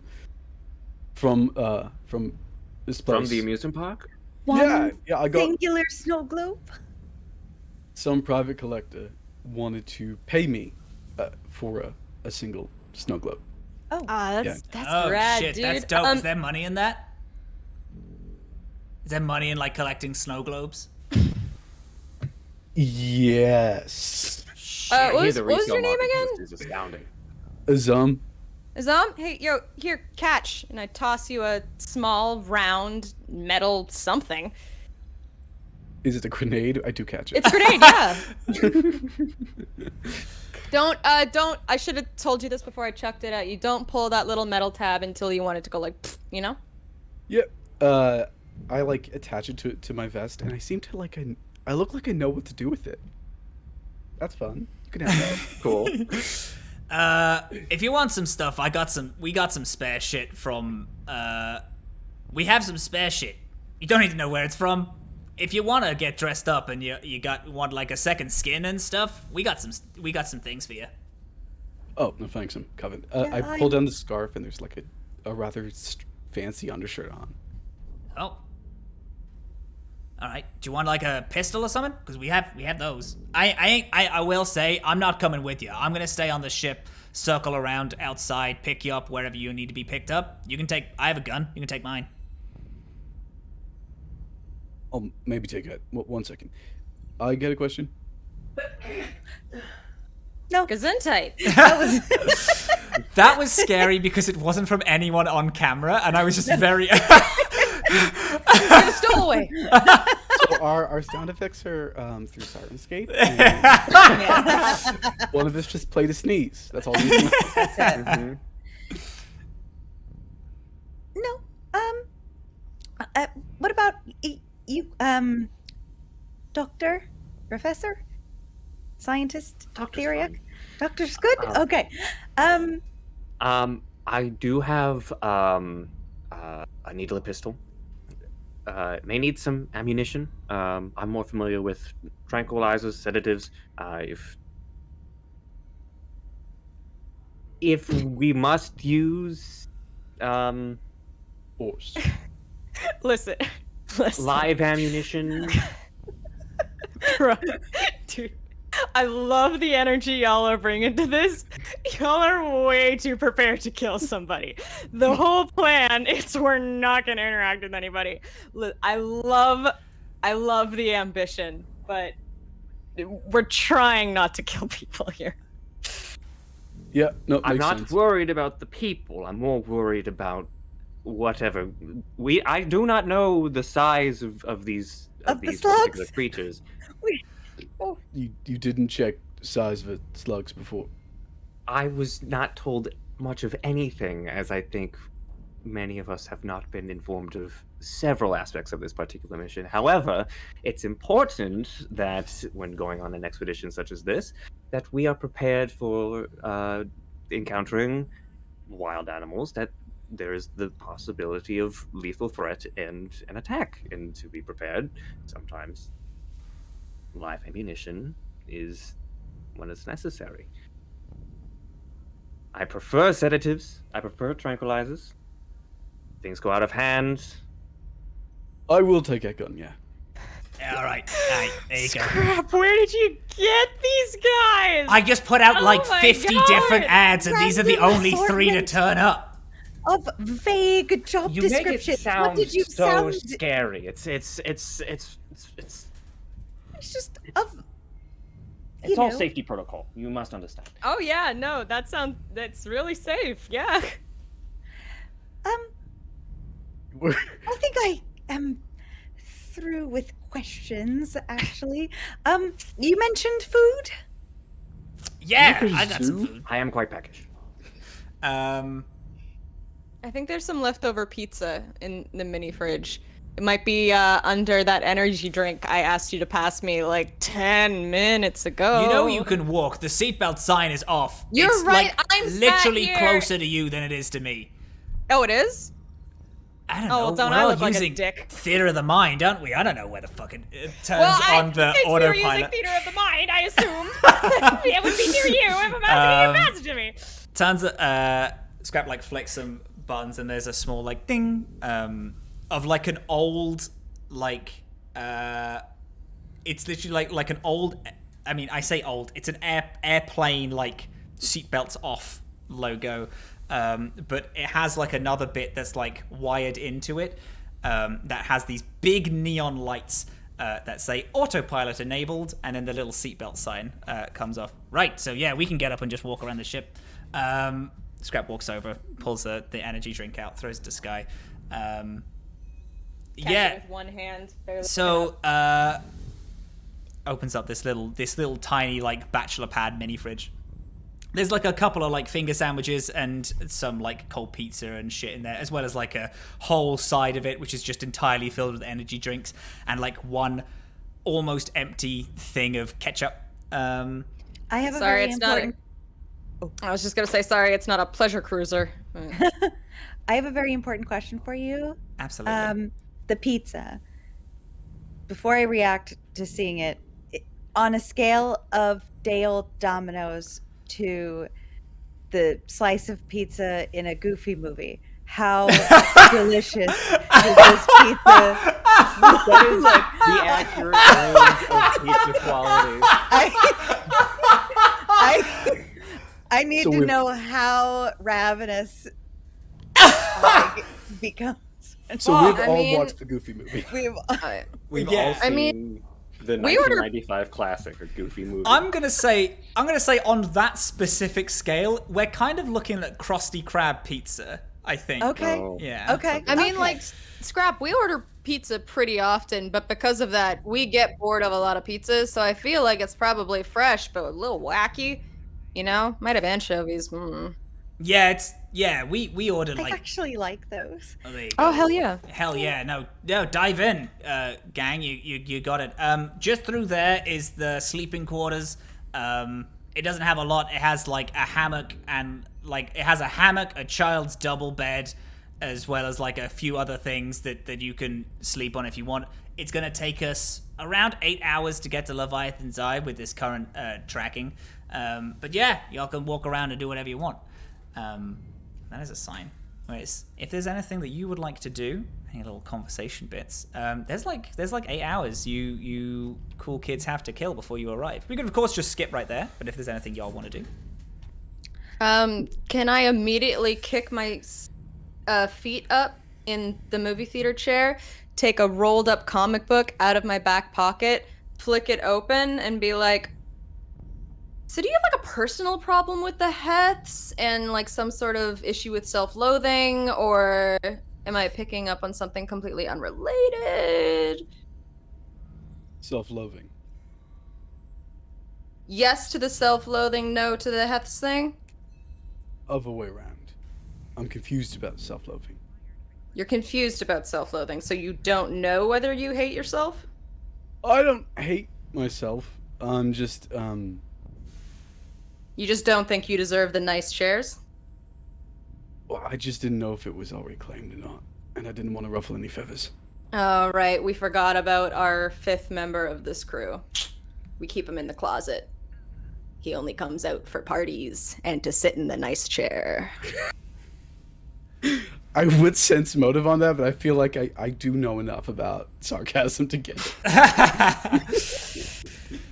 No, go ahead. Also, Closet, Scrap right does there. go. Check. I would like to think that I or one of you are the fifth member. We all have a fifth member. You mean sixth? I might mean sixth. You might mean sixth. Yeah, I'd like to think that I was the fifth member, or I was the first. I made the team. Anyway, I'm going back to doodling. Okay, bye. Go back to doodling. What are you doodling? Fucking. You know. Cool, man. Just like, I literally, no, I can't think of anything aside from the word dicks, so I can't state, because I feel like You're that'd be drawing weird. fucking. Join. Yeah, it's just, you know, it's my art. It's my art of, Everybody's got a side gig. yeah, I'm a furry artist on the side. So I'm making money. How do you think we afford all those pizzas? You know what I now do. trust you as a captain a lot more. Yeah, no, I'm real good. Yeah, we're real in. I'm also super fucking good at IT. I think Theriac is going to go over towards the pizza. We'll like analyze it. Is going to pull out a petri dish, cut off a little bit of the tip of a slice, put it in the petri dish, close it, put it back in the pocket, and then get an actual slice of pizza. A sample of our pizza? Yes. Why? To check for the possible bacteria climate on this. Oh, you don't have to this test ship. for that. There's definitely bacteria on there. There's I would severely hope so that there's bacteria. Otherwise, that's a well. What is the condition of your lab? Do you have a lab on this vessel? No. I think we have this room and a bathroom. Well, we got the, yeah, and it's not a lab. We got, like, some implements, but they're not installed. We have, like, glasses. Do you need glasses to, like, test stuff? You might have to clean some soda out of some A of them. microscope? Do we have a microscope? Do you have a microscope? I have glasses to see. That's, if you put those real close to something, I'm sure they'll do the same kind of thing. So basically, Aren't you a I'm not a scientist. I am a scientist. I am a biohacker. I am a xeno. Biohacker? I am a xenoecologist. you work at a zoo. I work at a zoological park. What zoological park? I am the co-founder and head scientist of Wild Time. Cool. So, When did that open? It's not open yet. It's open in like a week. You're still looking for animals, and you haven't. no, Oh. we have all of our subjects are already in in their enclosures, in their exhibits. The Are the slugs for personal use? define personal use? You define personal use. Just answer the question. Study. Well, like, I feel like you might know if they're for personal use or business or pleasure, you know? Pleasure. What pleasure would you give from slugs? No one answer that. Friendship? Yeah. Friendship. Well, I- if you're a is- biohacker, that could be possible, couldn't it? No, No? it is possible. It is not within the purpose of the organisms at Wild Times is to study the organisms that are on Idun, and within a controlled environment, and to make sure that they were not excessively aggressive. It's a zoo, mate. I think it's It's- for public viewing. Whole point. Zoo is people pay money. A just- wildlife park. So, A zoo is for entertainment. Wild And- Times is for education and information for the public. Are people going to go there though? Like to look?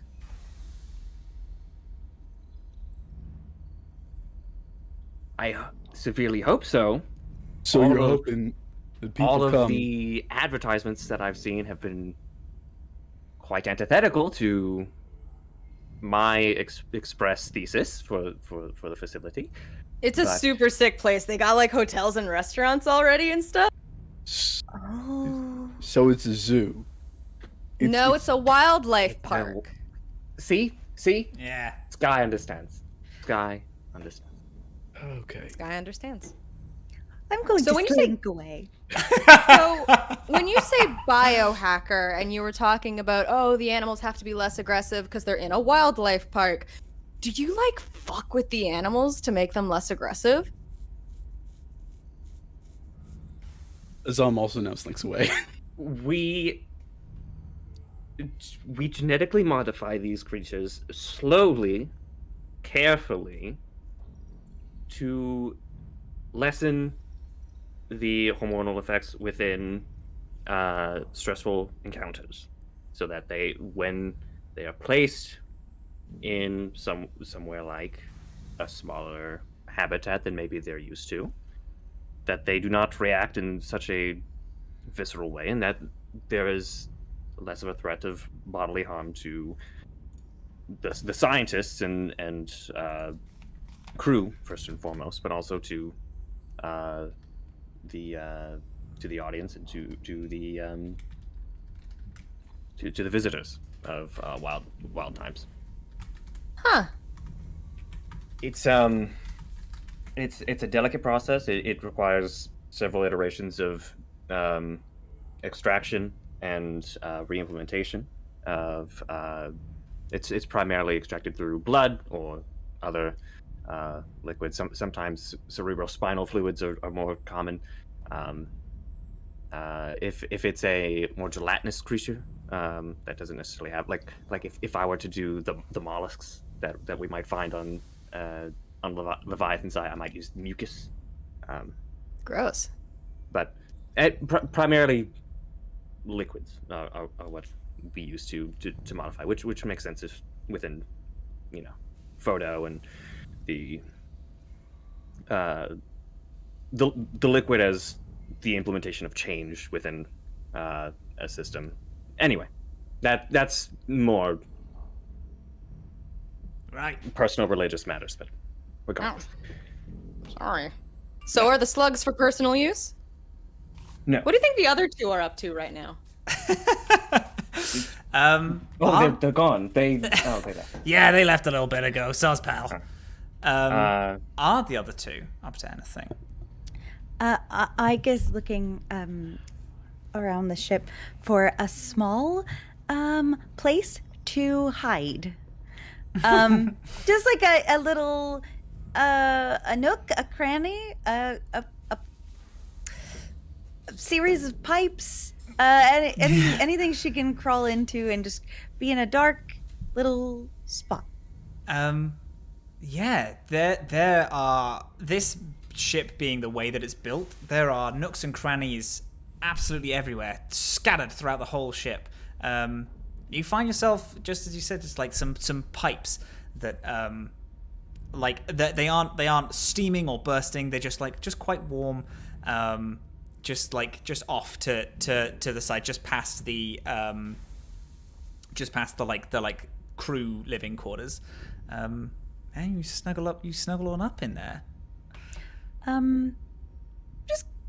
Just kind of making a little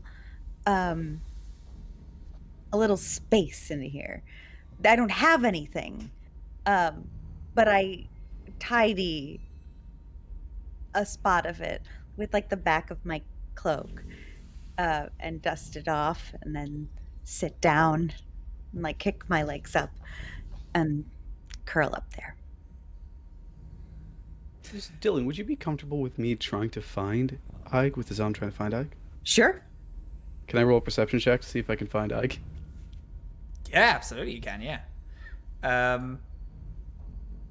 Then you can decide like the DC, or if you would like a roll to combat it. Let's see. So, my natural dex is 15, so why don't we go with that? Absolutely. So I rolled a natural 20 plus 6, so that's a 26. Oh, there you go. Hell yeah. It does take some looking. It's difficult to find Ike since you were looking in like the main crew areas. So it takes you a little. It takes you a little while, like an hour, maybe an hour and a half. But yeah, you do end up coming across and finding Ike. Oh, there you are. You lost? This place is a bit of a maze.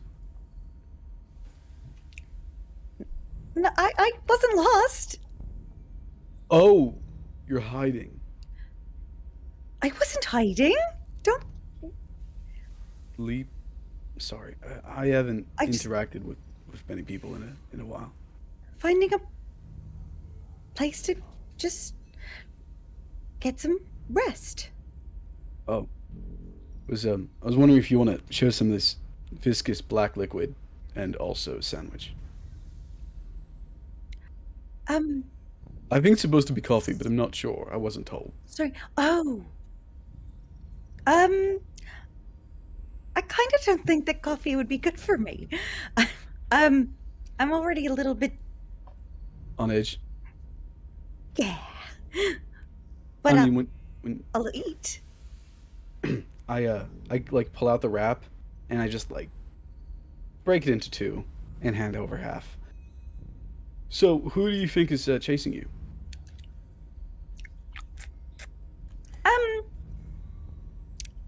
Good. Well, I guess it depends on what day it is and what I've done recently, and who I'm with, and what planet I'm on, and what area I'm in. It could mean a lot of things. I don't know. It's really up to a lot of different things. Maybe no one's after me. Somehow I doubt that, and somehow you doubt it too. Well, yeah, it comes with the territory a little bit. Territory? Well, what do you do? I don't do anything different than what you do. You know, just things, jobs, stuff. So you've also been a prisoner for 30 years. Ah, that's tough. I like take a. That's the moment I take a first bite of a sandwich.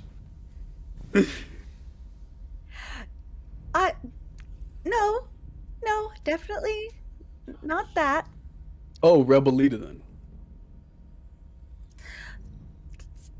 You can keep guessing if you want. Baker? No, I again, just little jobs, just things. I just get things and do things. Well, I mean, judging by your armor, you're pretty successful at it. That looks expensive. She perks up, drops her tail. You like it, really? Well, I mean, it's very fancy. It's pretty fancy. I like it very much. You know, what strikes me about you, you're wearing very fancy armor. You have clearly a bit of a habit of finding some of the nicest things in the room. But also, you feel like you're on the run. And you didn't blink too hard when I said 30 years a prisoner. Nor are you trying to get away from me, which is pretty interesting, considering, you know. Usually that indicates I don't know, killed someone, did something. Whereas then it said rebel leader, and you didn't even blink at that one. So... Well, I mean, we're stuck on this ship. Where am I gonna go exactly? Gonna jump out of the window into space? Oh my god. Would you guys mind if I walked in and then jumped out the window into space? Please. I do not mind that at all. Thank you. Yeah, Please. Skye walks through the hallway and she's like, "Oh hey, sup," and then puts down her goggles, concealing her eyes, puts up a gas mask, goes through an airlock, and then jumps out a window into space, taking her board off her back. That's all. Continue. All right, well, I can't do anything like that. I've never seen anything like that before. So, but still, no. I wasn't gonna run away from you because, I think we're all a bit of varying flavors of criminal in this little ship. Maybe not the doctor, but I'm not sure about that one yet. I feel like it's the first time you admitted that, though, that you're a criminal by any sense. And according to quite a number of things, I'm not a criminal at all. Well, I'm not sure I think you know me well enough. I know exactly what I do. What do you do? You said little things. Like what? Work. I get it. I've got secrets too. But one thing I've learned about, you know, being alone, eventually you find yourself drowning in him. Well, I'm sure that that's very true, but I am not alone. I have tons of friends, like enough to fill a big ballroom worth of friends. So many friends that you've been on this ship for what, 2 hours and you haven't called anyone? What? I didn't see anybody making phone calls. We're on our way to a job. You don't make phone calls on your way to a job. Well, if I had someone I you? was close to, yeah, I would. That's just irresponsible and begging for trouble. I know how to stay hidden till the job is done. Well, why don't you show me some of your friends? I can show you one of mine. I pull open like my... It's really old. It's like a very old personal communicator. It is 30 years out of date, at least. It was probably old when I got it, so think 40 years out of date. And I scroll through the images super slowly, because again, it's super old, and I've not updated. I haven't updated to the latest OS. And I pull open an image of me and another looking horned giant, basically. That's Melise. They're my partner. And that's me and my mum. I don't have pictures of my dad. He died when I was young. And I point to an image who's not in the 3D, of like a very, basically a gigantic bug person. That's Hive. They're great. They seem great. Who are they? My best friends. Well, Melise is my partner, of course. You just showed me a picture of your mom, so I figure this is your best friend. Hive? Oh no, Hive was my lieutenant. Oh. Well, they look all very nice. Yeah, I do. Um, look at me. I found one person to talk to for like a second. But here I am just spilling out my guts. Well, I'm so sorry. it's been a while then, huh? I mean, I'm assuming 30 years is just ended then? A couple of days ago. Well, you picked a heck of a first couple of days. I didn't pick his. I picked the ship, but I didn't pick being on VA-11 or. See, I got released because apparently there was a paperwork accident that led to 30-year incarceration, because it was never legal. So they just dropped me here because they don't want me to cause trouble. Oh. Well, so then you didn't do anything wrong then? Oh, I did. They just didn't charge me for it. That's good then.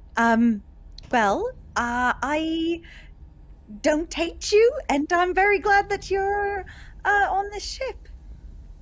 I should probably leave you alone to your napping. I should probably find a new room. No offense, I don't. I like to be able to have a little hiding. What are looking at like I've now walked through most of the ship. Where are the places that are hardest to find? Could I roll tactician, my profession? Yeah, sure. Honestly, probably even without rolling, the place that Ike is hiding was fucking hard to find. Like it's a hidey hole. I rattle off 3 different places that were less hard to find, but also pretty hard to find. I won't go looking. I appreciate that. I've seen this entire ship, so.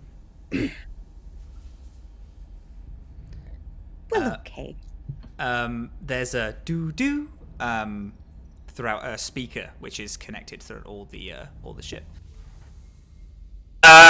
Hey, Skye, can you get the fuck back in the ship? We are all arriving to Leviathan's Eye, so everyone needs to strap back in. Guy comes back into the ship. Everyone goes back to their seats, and you see ahead of you a large glass dome that should have covered all these different rides and attractions, all floating in the middle of space. But the dome has cracked and shattered as a huge asteroid almost impales throughout the whole thing. And the ship slows, and you all get ready to plan. We're going to take a break there. Beautiful, wonderful gamers. We're going to be like 10 minutes. But fucking hang in there, and then come on back when you're ready. When we're back. I don't know why I said when you're ready. That doesn't matter. But Thank come back when you're you. back. Okay. See you in a little bit, beautiful people. Bye.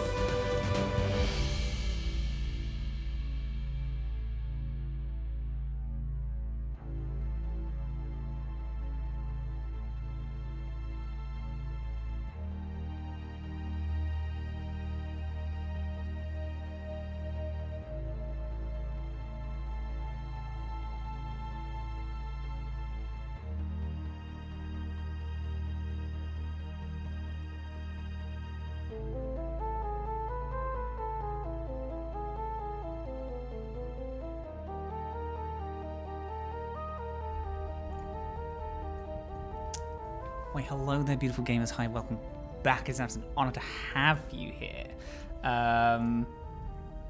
We we're doing a little playing. We did the Atomless new campaign session 1. We've just our team have oops, a daisy. I got a little notification there. Beep.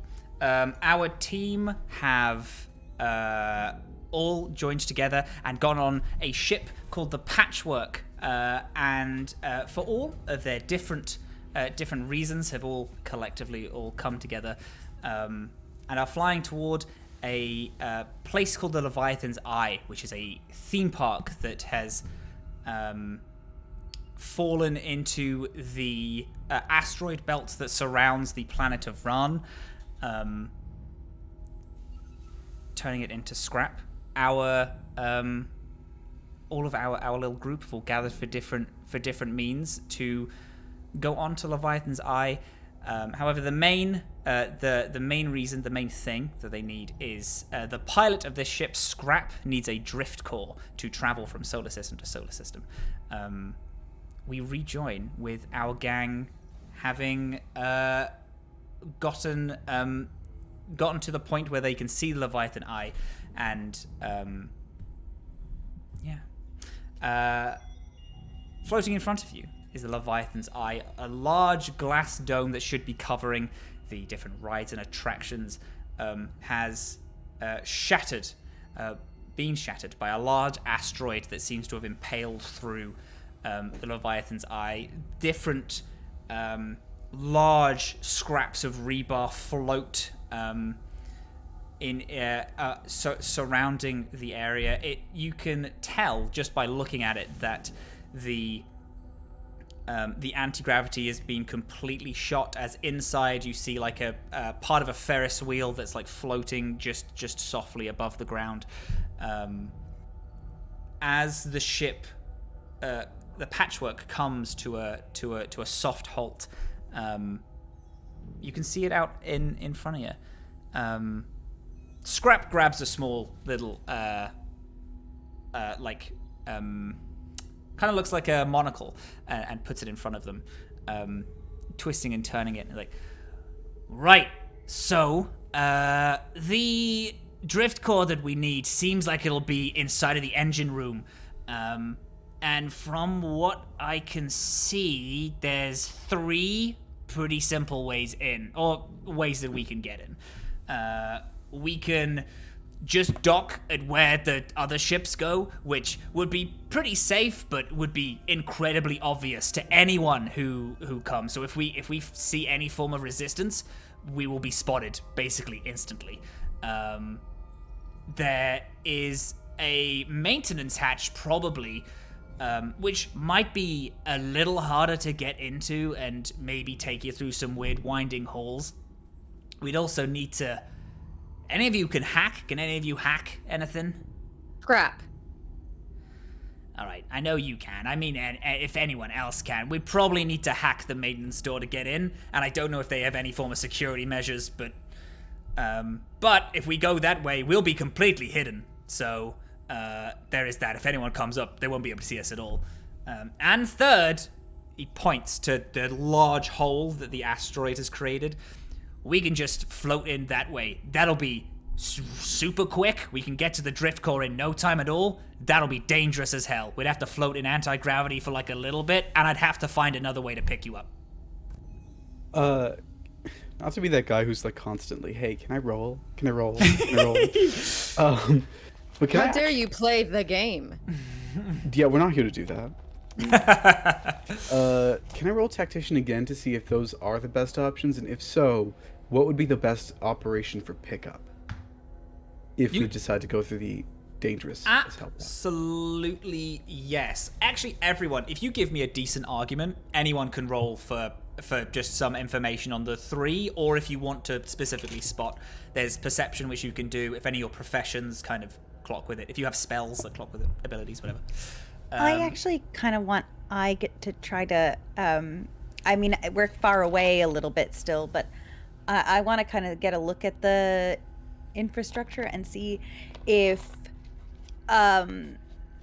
hacking into a lock system would be possible. I kind of want to use computers, my computer skill to see if I could do that. Absolutely. As you walk up to like the front like viewing window, Scrap just like without looking hands you the little monocle, and it's a thing which you see is it's essentially just a telescope, but from the future. So you can like zoom in and things. Yeah, you can absolutely roll computers. That's fine. What did we get on the tactician check? 21. 21. Ooh. So hell yeah. I'll tell you a little. These are the three like quickest ways that don't require like heavy machinery to get in. There would probably be a quicker way if you had like a drill or something like that. There's also, you do spot, or rather you would know that with the guns that the ship has, you could probably blow a hole in the side of the engine and make it so that you can get in that way. But the danger aspect of that would be like unless you know specifically where you're shooting, there's a pretty high chance that you're just going to just blow the whole engine and have all of Leviathan's Eye blow up right in front of you. So you have I'll narrow down a little way. You've got the actual docking port, which does have a lot of ships on it, which is safe, but it's obvious. The hole through the main dome, which is quick but dangerous, and you have the maintenance port, which is hidden but it's slow. And those are your three. Ike, would you like to do a cheeky little, give me that computers check?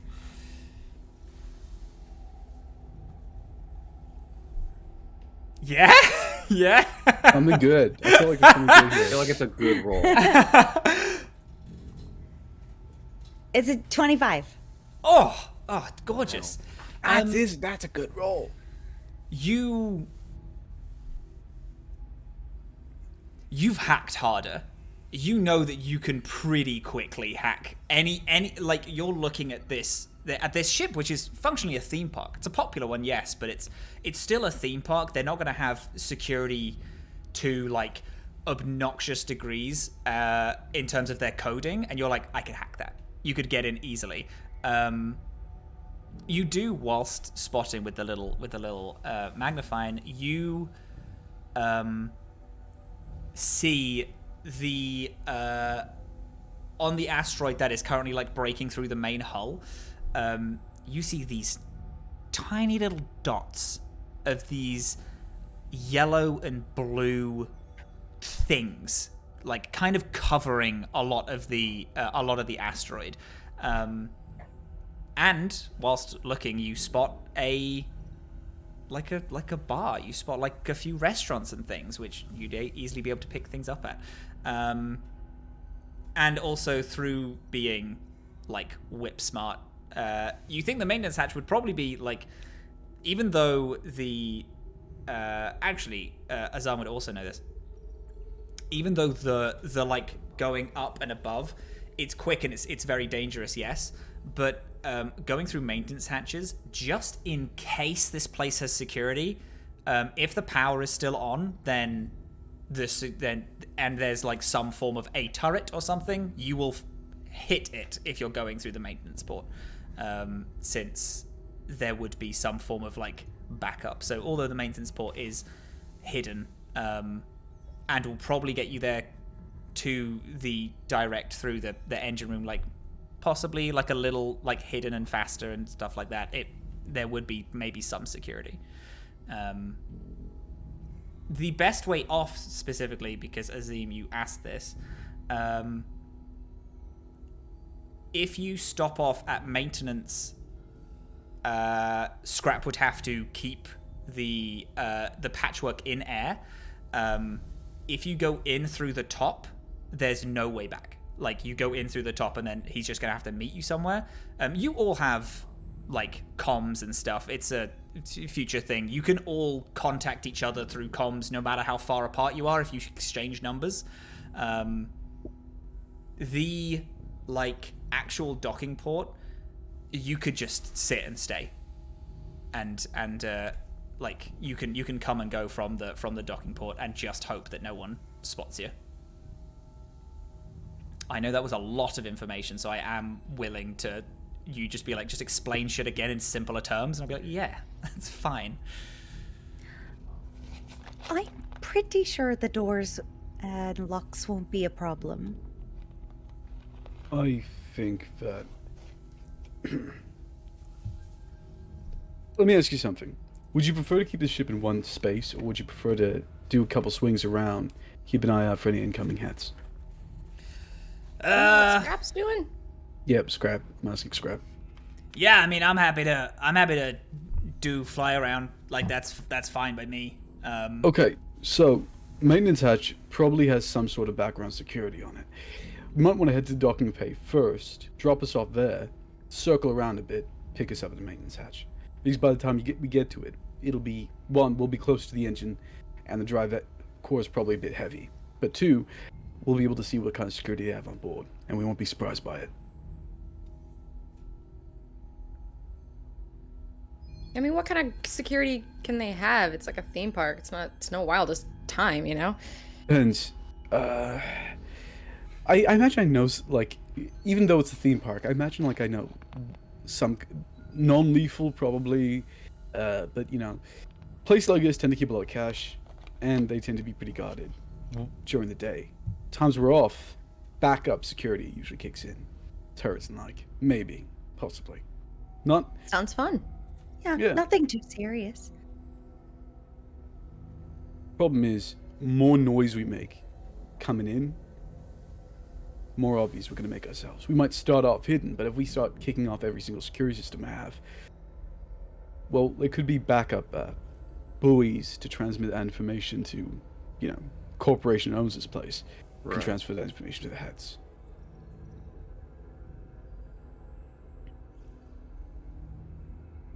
Sorry, Any spare masks? Spare masks? What, for oxygen breathing? Yeah, I got some spares.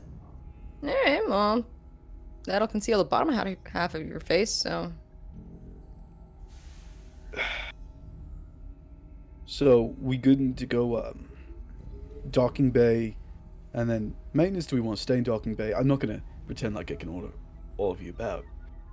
But do we want to... I thought the plan was we start at maintenance and then leave maybe via somewhere else, because I would hate to get to maintenance and then find out that we can't hack our way out and then be stuck there. I would rather try and hack our way in and then find an easy way to vamoose, you know? Mm-hmm. Hacking our way in. Yeah, I like that. Yeah, if we're going to go that route, we take it slow, probably single file, double check for security systems along the way, check a backup subroutines like. Yeah, I can take you through maintenance. That's no trouble at all. Is that the plan? I think that's the course of action that makes the most rationale. All in favor, say aye. Aye. Aye. Aye. Aye, aye. Right then, there we go. The ship and flies down below the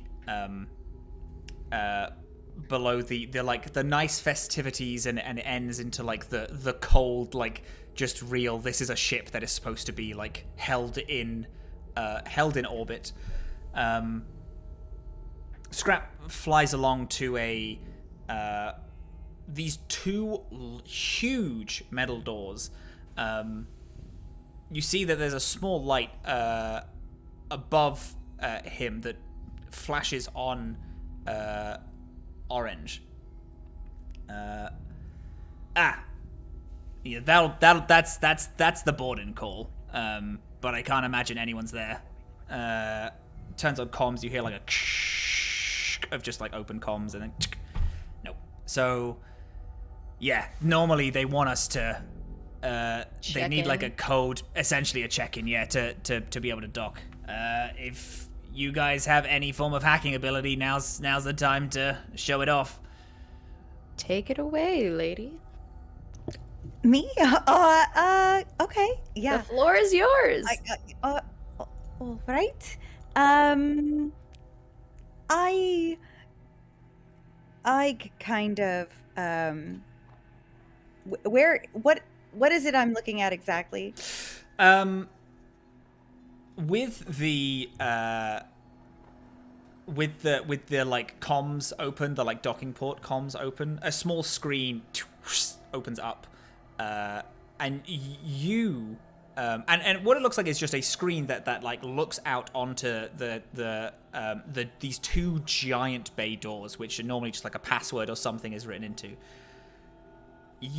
I see a thread, a strand of almost energy that looks tangible, which is connecting this specific computer to the doors.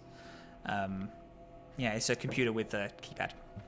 Okay, so ignoring the keypad, I will look and lean in close to the touch screen and lift a finger up, and she kind of just plucks gently down on the thread and whispers a little bit to the computer, hopefully inaudibly to everyone else, just sort of having a little intimate chat with the screen, and tries to find out its secret.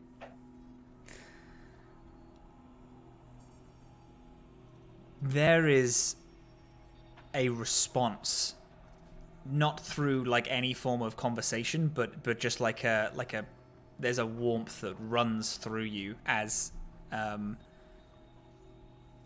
this computer is open to a dialogue as you speak to it. Would you like to roll me computers? I would.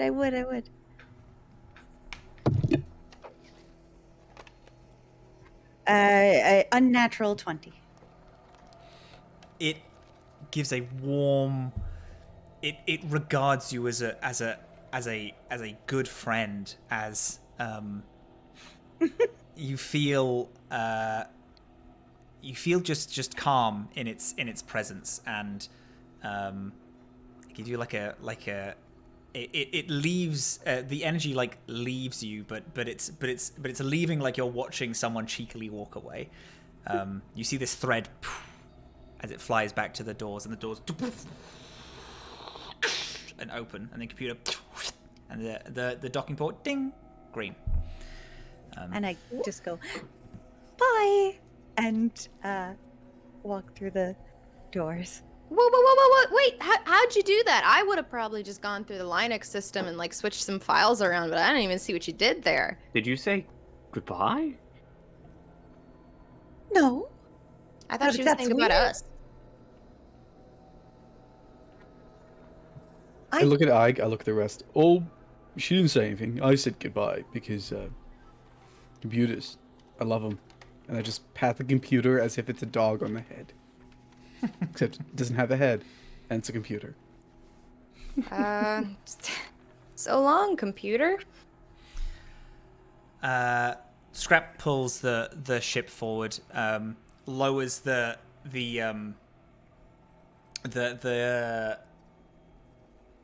ramp onto the into the maintenance hatch, so you could just walk in. The oxygen carries from one to the other, but you still carry on the oxygen masks as just in case oxygen is like a little fucky in the eye.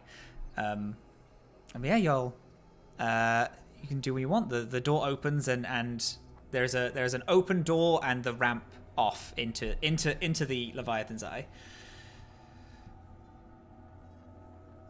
Do we have a map or something so we can know where the core is?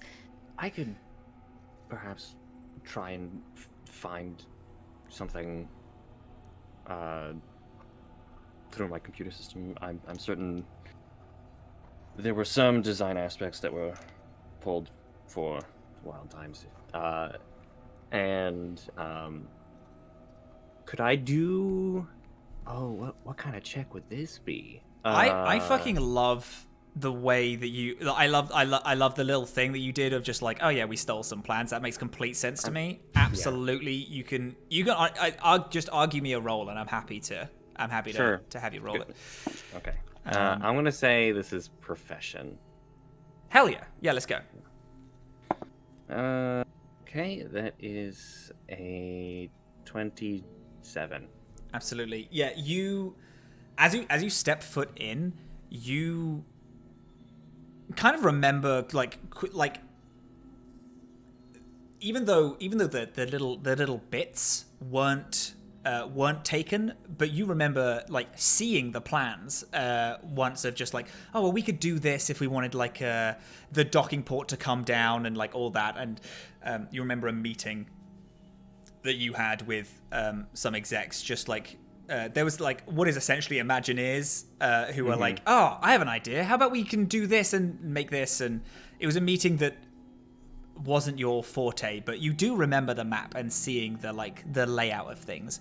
Yeah, you remember where to go. I can sort of guide everybody in the right direction. Absolutely, yeah. Awesome. Okay, guys, here's the plan. Do we want to huddle up? Let's huddle up. Come here. So, snow globe sounds hard as hell. That's going to be like finding a needle in a haystack. So I say, go get the drift core, because that's going to help us get out of here way better. Go get those slugs, because that sounds gross. Maybe we'll find the snow globe along the way. End the mission at the bar to celebrate. I like it. Snow globe. Perfectly reasonable. I would check maybe the... I thought you wanted a snow globe or something. You're right, I did. Yeah, it's probably a gift shop next to the bar. I was going to say yes. Check the merchandise. Okay, so step 1, get the drift core. All right, hands in. Thievery on 3. 1, 2, 3. Thievery. Oh my god, the unsureness of literally everyone aside from Skye saying the word thievery was very good for me. You hear of the maintenance doors shutting, and Scrap, you hear it. So I'm going to do 2 turns around, and I'm going to join you at the. I'm going to join you in the docking port, the main docking port. Everyone okay with that? Yeah, be safe out there, dude. Aye. And you are left in a cold, dark hallway. There are lights on, but they're pulsing like a frantic heartbeat, just like flickering on and off. And as you walk down these halls through Theriac, who's leading you, there's this constant message that is repeated through the speakers.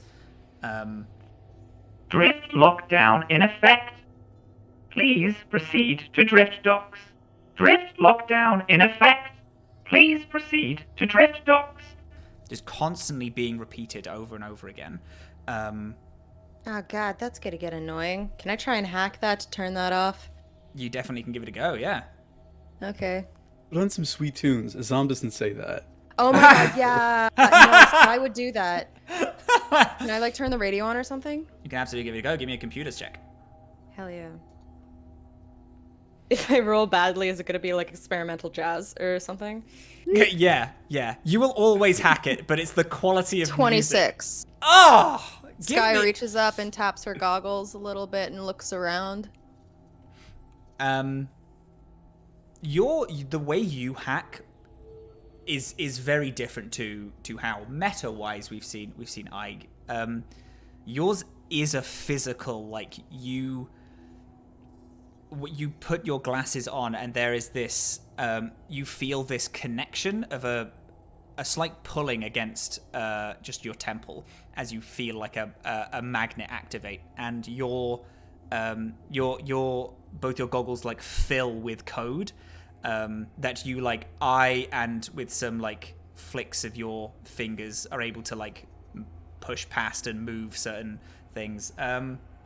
Are you changing the... You turn off the announcement of drift lockdown in effect.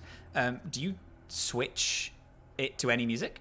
You switch I it to anything do. else? You guys hear echoing through these empty halls what starts with a rad guitar solo that goes like, and then the drums kick in like, and Skye does this cute little like jump dance, a little air guitar, and then she's like, let's go steal some stuff. As soon as this like, and then the drums like, can everyone give me a perception check just really quick? Oh Yeah. God, I bet that blew our whole cover. Yeah, but it looks really cool. But it What looks really cool. cover? Oh, that's another nat 20. Wow. Nice. You said it was a perception? Yeah, please. That's a 17. Nice. 26. 13? Nice. 26. Skye? Oh, I'm rolling too? The Yeah, one everyone- who caused the problem? That's 13. Azhaam, you're the too only one focused who on the baseline. clocks, but everything just seems like everything just gets very loud very quick. So the rest of you can't quite hear it. You're very distracted by the music they just started playing. But Azhaam, you hear in a vent above you a clatter, and then sound like the sounds of something scattering, something large scattering through the vent, away from you down the hall. I reach towards my wrist, towards my waist for a pistol. Forget that I actually didn't take Scrap's pistol. Oh, Scrap would have given you it. The flight was like Oh. 8 hours. If you want it, you can absolutely take. Yeah. Yeah, I put my hand on the hilt and I look up. There's something else here. Like a person, or No idea. It's in the vents, but it reacted to the music. It just freaked out, scared off. I point in the direction. Oh, then I am a genius and it's running away from us. You don't have to worry about it. Let's go get that drift core. Guy, we were supposed to be here alone. Uh, This means we're not. I don't know. This place is abandoned. They probably have like animals running through the vents and stuff. And this guy's here for animals. So that's like, there's more things to take. Slugs plus. I kind of agree. I think if it ran away, we shouldn't go looking for trouble. Didn't we all say that we don't actually want to fight anything? I'm just worried it might call for help. Okay, then we keep an eye out. Yeah. And move really quickly. Yeah. best course of action when dealing with unknowns in an unfamiliar environment is to just keep moving forward, but stay alert. So let's keep moving forward, but please continue purveying the area. Azhaam, that was very astute. Yeah, I do that. I think I walk like beside Theriac as they lead us on, No.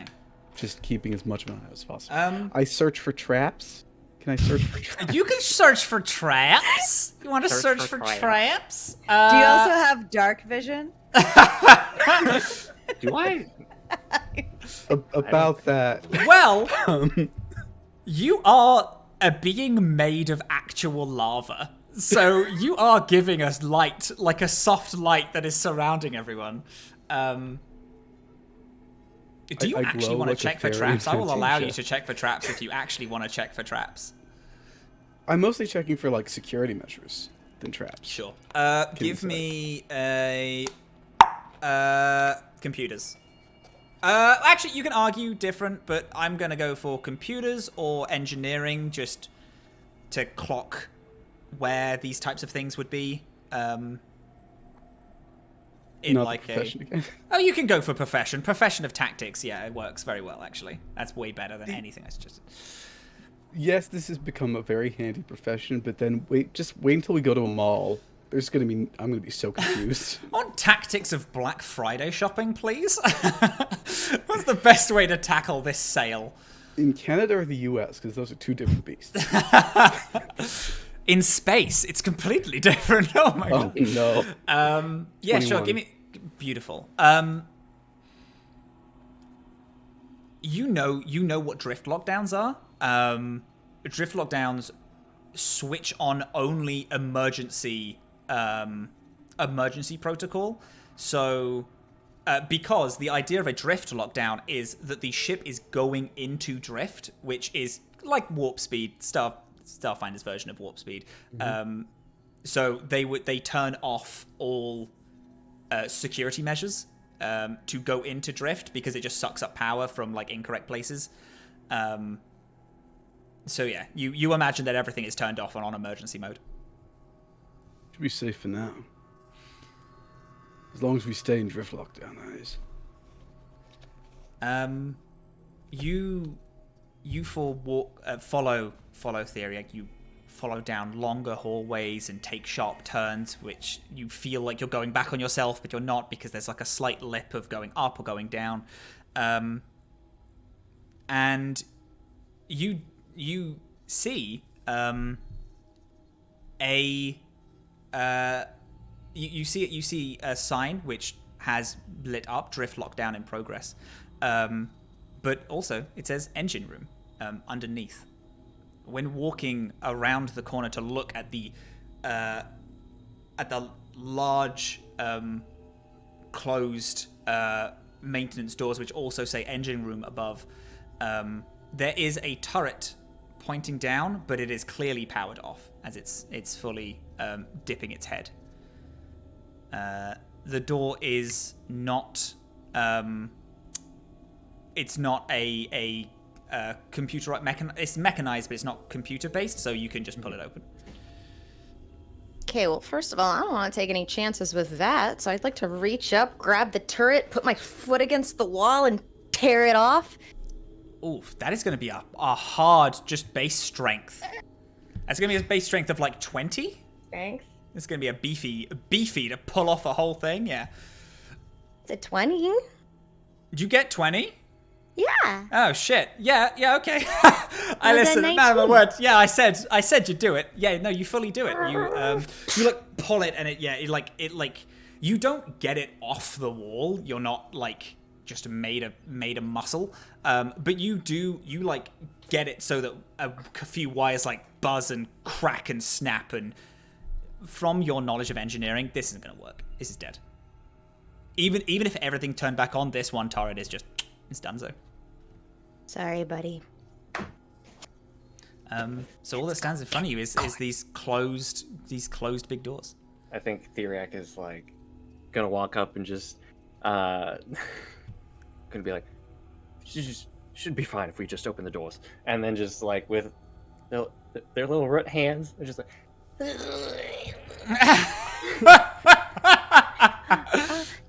Doctor, we Yes. we need your expertise. Can I talk to you for a minute? And I want to wave them over to me. Certainly. Hold on. And then just walks away from the door. As they walk away from the door, I want to like signal to Azhaam, like, Doctor, the skittering sounds we heard earlier. Did you happen to hear it? I did not catch that. No, unfortunately. Skittering. Is it usually a sign of a particularly large creature? Well, size is more determinate of, and then just goes into a ramble. Are you guys having like an aside right now? Yeah. When you turn your backs, can Skye just like take a pin out of her hair and then go to the door? Skye goes to the door. I believe Azhaam was also at the door, ready to open it. Right? Oh. Am I? I look down at Skye. Go ahead. Yeah. I was gonna say, can you see me take the pin out of my hair, and then can I look up and be like, oh shit. It's okay. Oh god, my dude's falling out. You know? It's fine. As long as. Oh, okay, cool. And I'd like to pick the lock, please. Absolutely. Yeah. Give me a sleight of hand, just to be spicy and get those rolls. A sleight in. of hand or a lock picking. Oh shit, you do. Yeah, lock picking would be great. Yeah, go on. Is it possible 18 to aid someone in a roll? By the way. Yeah, it is. Yeah. Yeah, you can absolutely give her a hand if you want. With the Azhaam, how are you helping Skye in picking the lock? I'm trained in sleight of hand. Oh, well, there you go. So I'm probably just like, you know what? Like, there's a little lock, because these doors aren't meant to be open like an actual door, right? So Yeah. there's a hatch that needs to be cracked open. I'm like, oh, right here, and I like dig a small crusty finger behind it and Ew. crack it. He's covered in magma crust. Oh, That's of his course, thing. that's less gross. Okay, I was Still. It was like a small amount of ash falling to the floor. He's a Just- lava man, so it's fine. Yeah, it's not. It's completely fine. If you don't think about how the crust is literally forming on his skin, it's fine.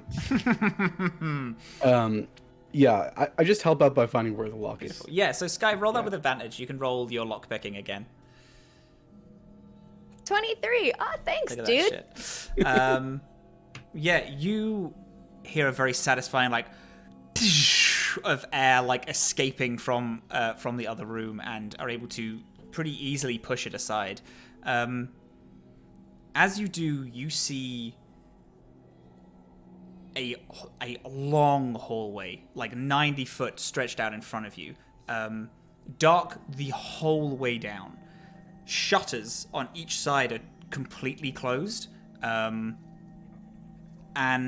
at the end of the hall, there is a large room that is brightly lit up. There is a seeming crystal in the center of this room, which has this arc of lightning, which is hitting a command console. The light that this lightning is giving the crystal makes it shine out in this gorgeous rainbow pattern that seems to cling to the walls and leaving almost like an imprint of color on everything that it's moving slightly and touching. You do also see part of the asteroid wedged in to the engine room, and there are a few slugs sliming all over it. What do you guys do? Is that crystal the drift core?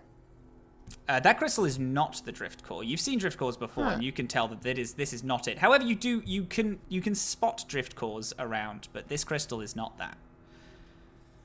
Okay, I'm gonna take my skateboard off my back and start down the long hallway. You skate down the hallway, and nothing seems to there's no activation or nothing. It's just a smooth long ride down. Theriac, you must have loosened up, just cracked open.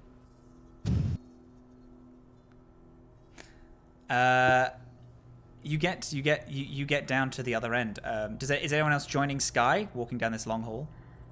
Yeah, I call it to Theriac and immediately walk up. I thought you guys said you were fast. I start running just a little bit down. I think Theriac has to sprint. They got little legs. So I take a long stride. Yeah, with Skye skateboarding down, Azhaam walking normally, Ike jogging a little bit, and Theriac full sprinting, all walking at the exact same pace as you go down this hall. You get to the end, and you see the engine room. There are clearly marked these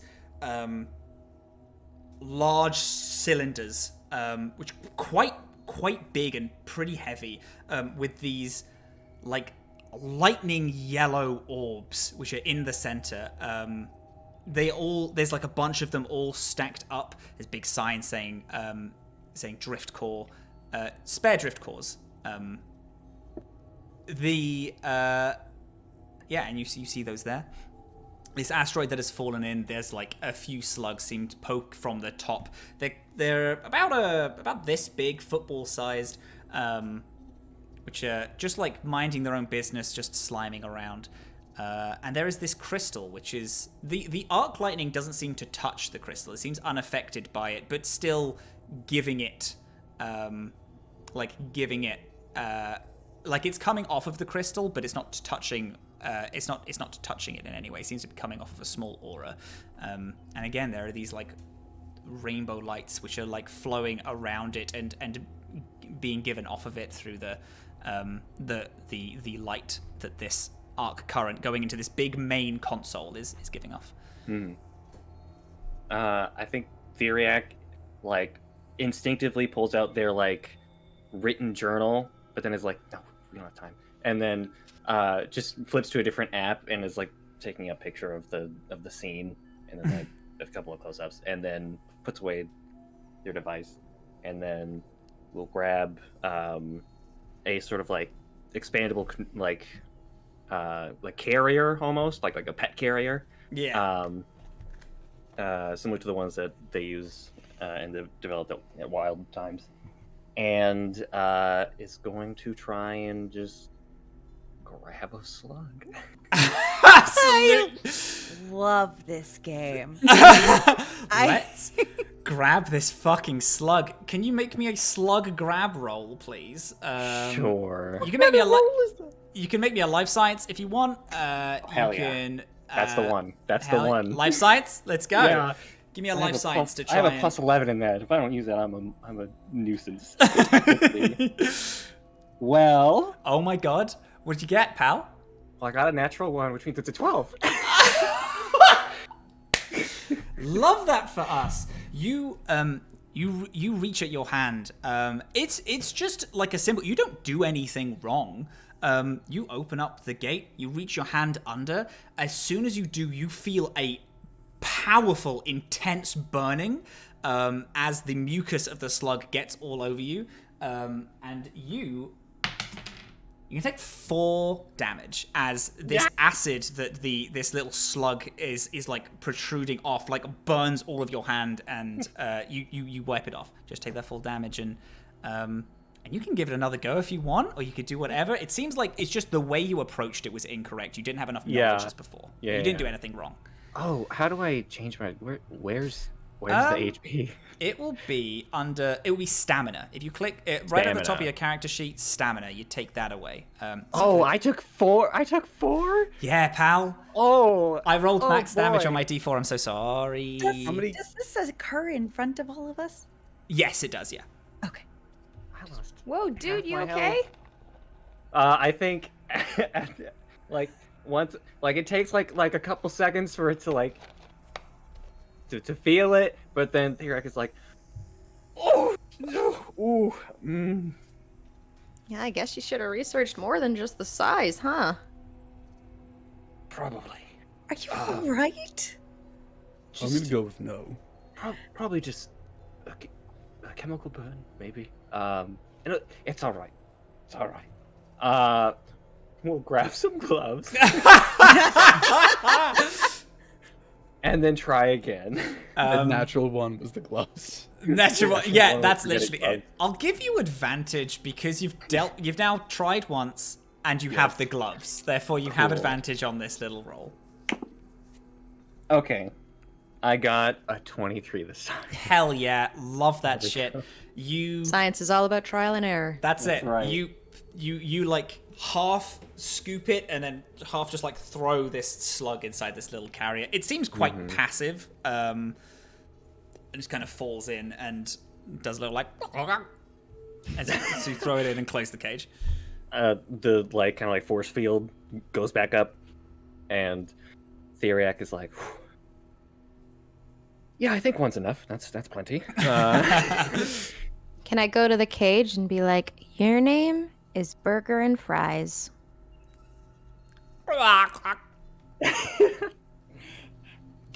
I highly do not suggest giving names to the. Oh, what about milkshake? What if we get like at least one more though? Isn't just one, wouldn't it get lonely? And Yeah, it- also, isn't it beneficial, to have two, see how they interact with each other, like socially? Unless this is all like, you're not doing like medical experiments on them. You're trying to like study them and find out like what they're like. You want a Right. breeding pair? The Well, snails come in breeding That's pairs. true. Maybe a breeding pair. Well, we would perhaps need to identify the sex of this particular individual organism. And just looks in. I wish I knew more about mollusk sex. This is a That's a slug. quote. Do they have a That's all. burger and fries? Well, I'll grab another one. do And this. then we'll go get another one. I mean, I Yeah, guess you're welcome. Like you've now done it once, you don't need to Yeah. roll again. You just Just are easily grab able to another pick one. another one and you just put it inside of the same or inside of different. Okay, little cage. It would be. I don't know that Theriac would have multiple. I think it would have to be the same enclosure. Oh. So 2 of them Yeah, you- in the same. How big are they? They're like football sized. Yeah, football sized. Yeah. Well, that's kind of cramped. Yeah, they're slugs though. They're fine. But they're slugs. I mean, Professor, I'm getting the sense here that you're not a very emotional person. But would you not want to be able to tell these slugs apart? How do you tell them apart if they don't have names? How? we number them or give them, like subject A31X 2B. Like, Listen, no offense. I don't mean to toot my own horn or anything, dude, but I'm pretty sure that burger and fries is easier to remember than A29X or whatever you just said. well, I mean, we could ask the slug. How do you feel about burger and fries or B29X BNF? I think it's. I think- think it likes burger and I fries. think that's a resounding yes for A29X.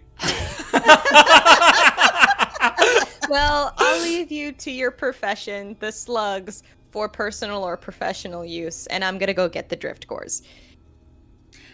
Cool. Do you need help with that, or is it just a matter of picking one up? No, I think I'm good. Can I just... I know drift cores, Matt. Can I just pick it up? You Do can. do I It's- need it's- gloves? No, it's fine. It's like they're already contained in these large containers, but these containers are like two-handers. They are big things. I was planning on, since I have my skateboard and the only thing on my, like, back harness would be my bow staff, and just take that off and, like, flip it around and attach it like a backpack. Wonderful. Yeah, that's grand. You do, however, just like with the sheer weight of it, you take the conditioned encumbered. So you move 10 foot slower. Okay. That's it. You just move 10 foot slower. So out of big serious situations, doesn't matter at all. I got this. So I'm as long as fine. we're not being attacked by acidic slugs, we're fine. Yeah. And you grab the drift core. You've got the slug. The only thing left in this room is this like weird little crystal thing. But aside from that, it's all grand. That looks expensive. You should It probably take does. that.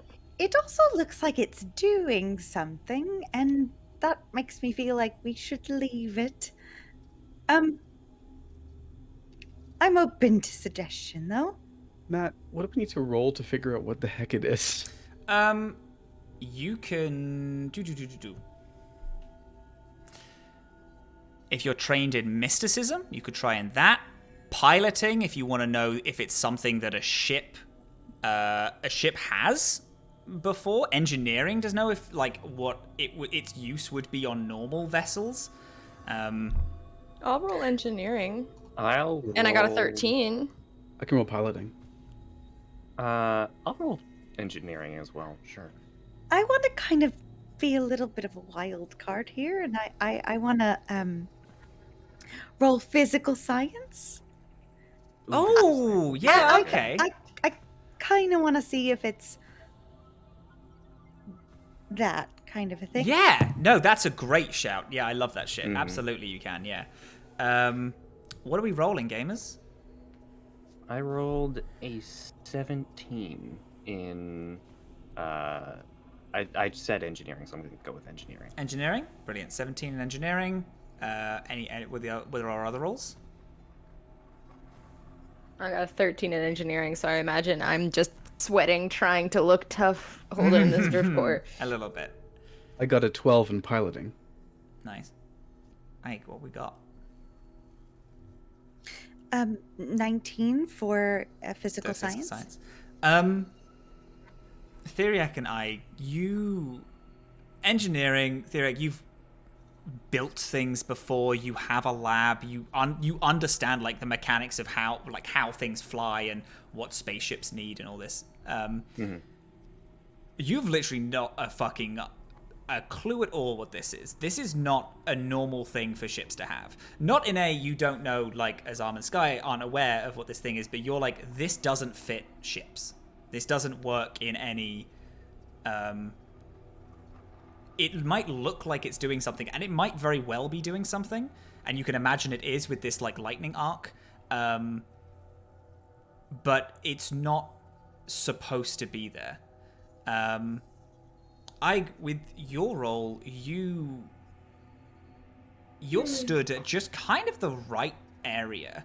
You spot the asteroid as it's burst into the hull of this ship, and you clock a broken part of the asteroid, and it seems like this thing, which you know what Theriac knows, this isn't part of a ship, but it does look like it's come from inside of this asteroid.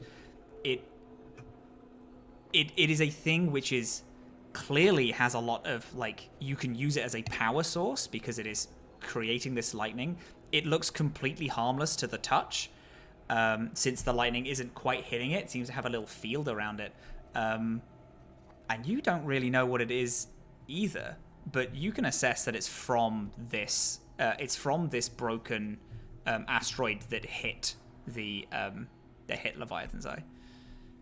Oh, and I just want to kind of like hop and you hop up and you touch it. As soon as you make contact, there is this doof doof doof doof, and the lightning arc just stops, and the crystal just very lightly just falls into your hand. All of a sudden, there's like this moment of silence and darkness where you're all kind of stood. The only light in the room was given by this lightning arc, and then the hallway just and lights start turning on again, and you feel like a hum of an engine, like, and you hear Drift lockdown lifted. And this long hallway that you walked up, these shutters all lift up, and you see hundreds of people. These slugs that Theriac has seems to have removed their jaw, and they are shambling, kind of like they have created the bottom half of people's jaw. And they are all stood in what people who know ships would be is the drift lockdown area. You can assume really quick that people rushed into here, then the asteroid fell in, and the slugs were able to get in, spread, and just infect hundreds of these people. As soon as all the lights go on and the shutters raise, you get a clock of what is surrounding you. One and then slams against this glass into the drift lockdown, and then all of them and all start slamming themselves into the glass, and you see just lightly the glass starts to crack. And that's where we're gonna leave today. Oh wait, can I do one more thing? Oh, you please? absolutely can. Yeah, let's go. I'd What would like, you like to, do? jaw dropped, slowly reach up to my goggles, press them again, and I'd like for the hard rock music to play again, and look over at my new friends and say, "Let's go." yeah.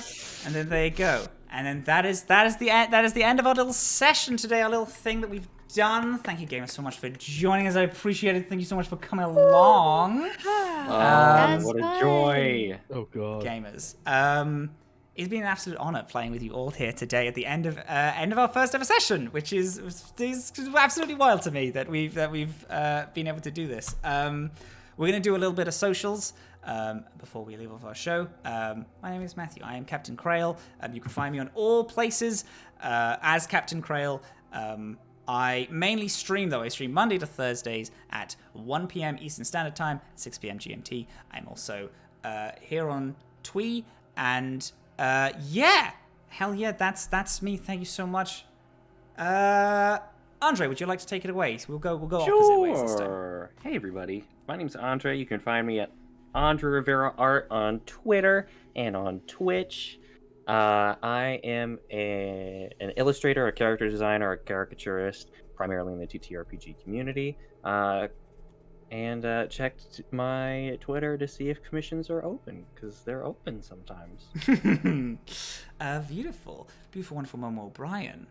God damn. Hello, I am Momo O'Brien. I make content about immersive experiences. You can find me everywhere at Momo_O'Brien.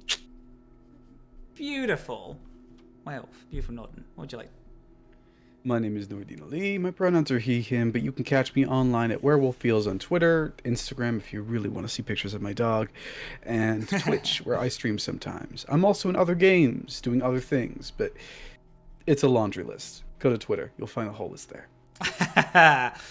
Wonderful. And last but not least, the absolutely jaw-droppingly incredible Super Dylan. Hi there, pup. Would you like to do your social? Hello! Hi! I'm Diana or Dylan or Super Dylan. All of those things work for me. And you could find me at Super Dylan everywhere on the internet.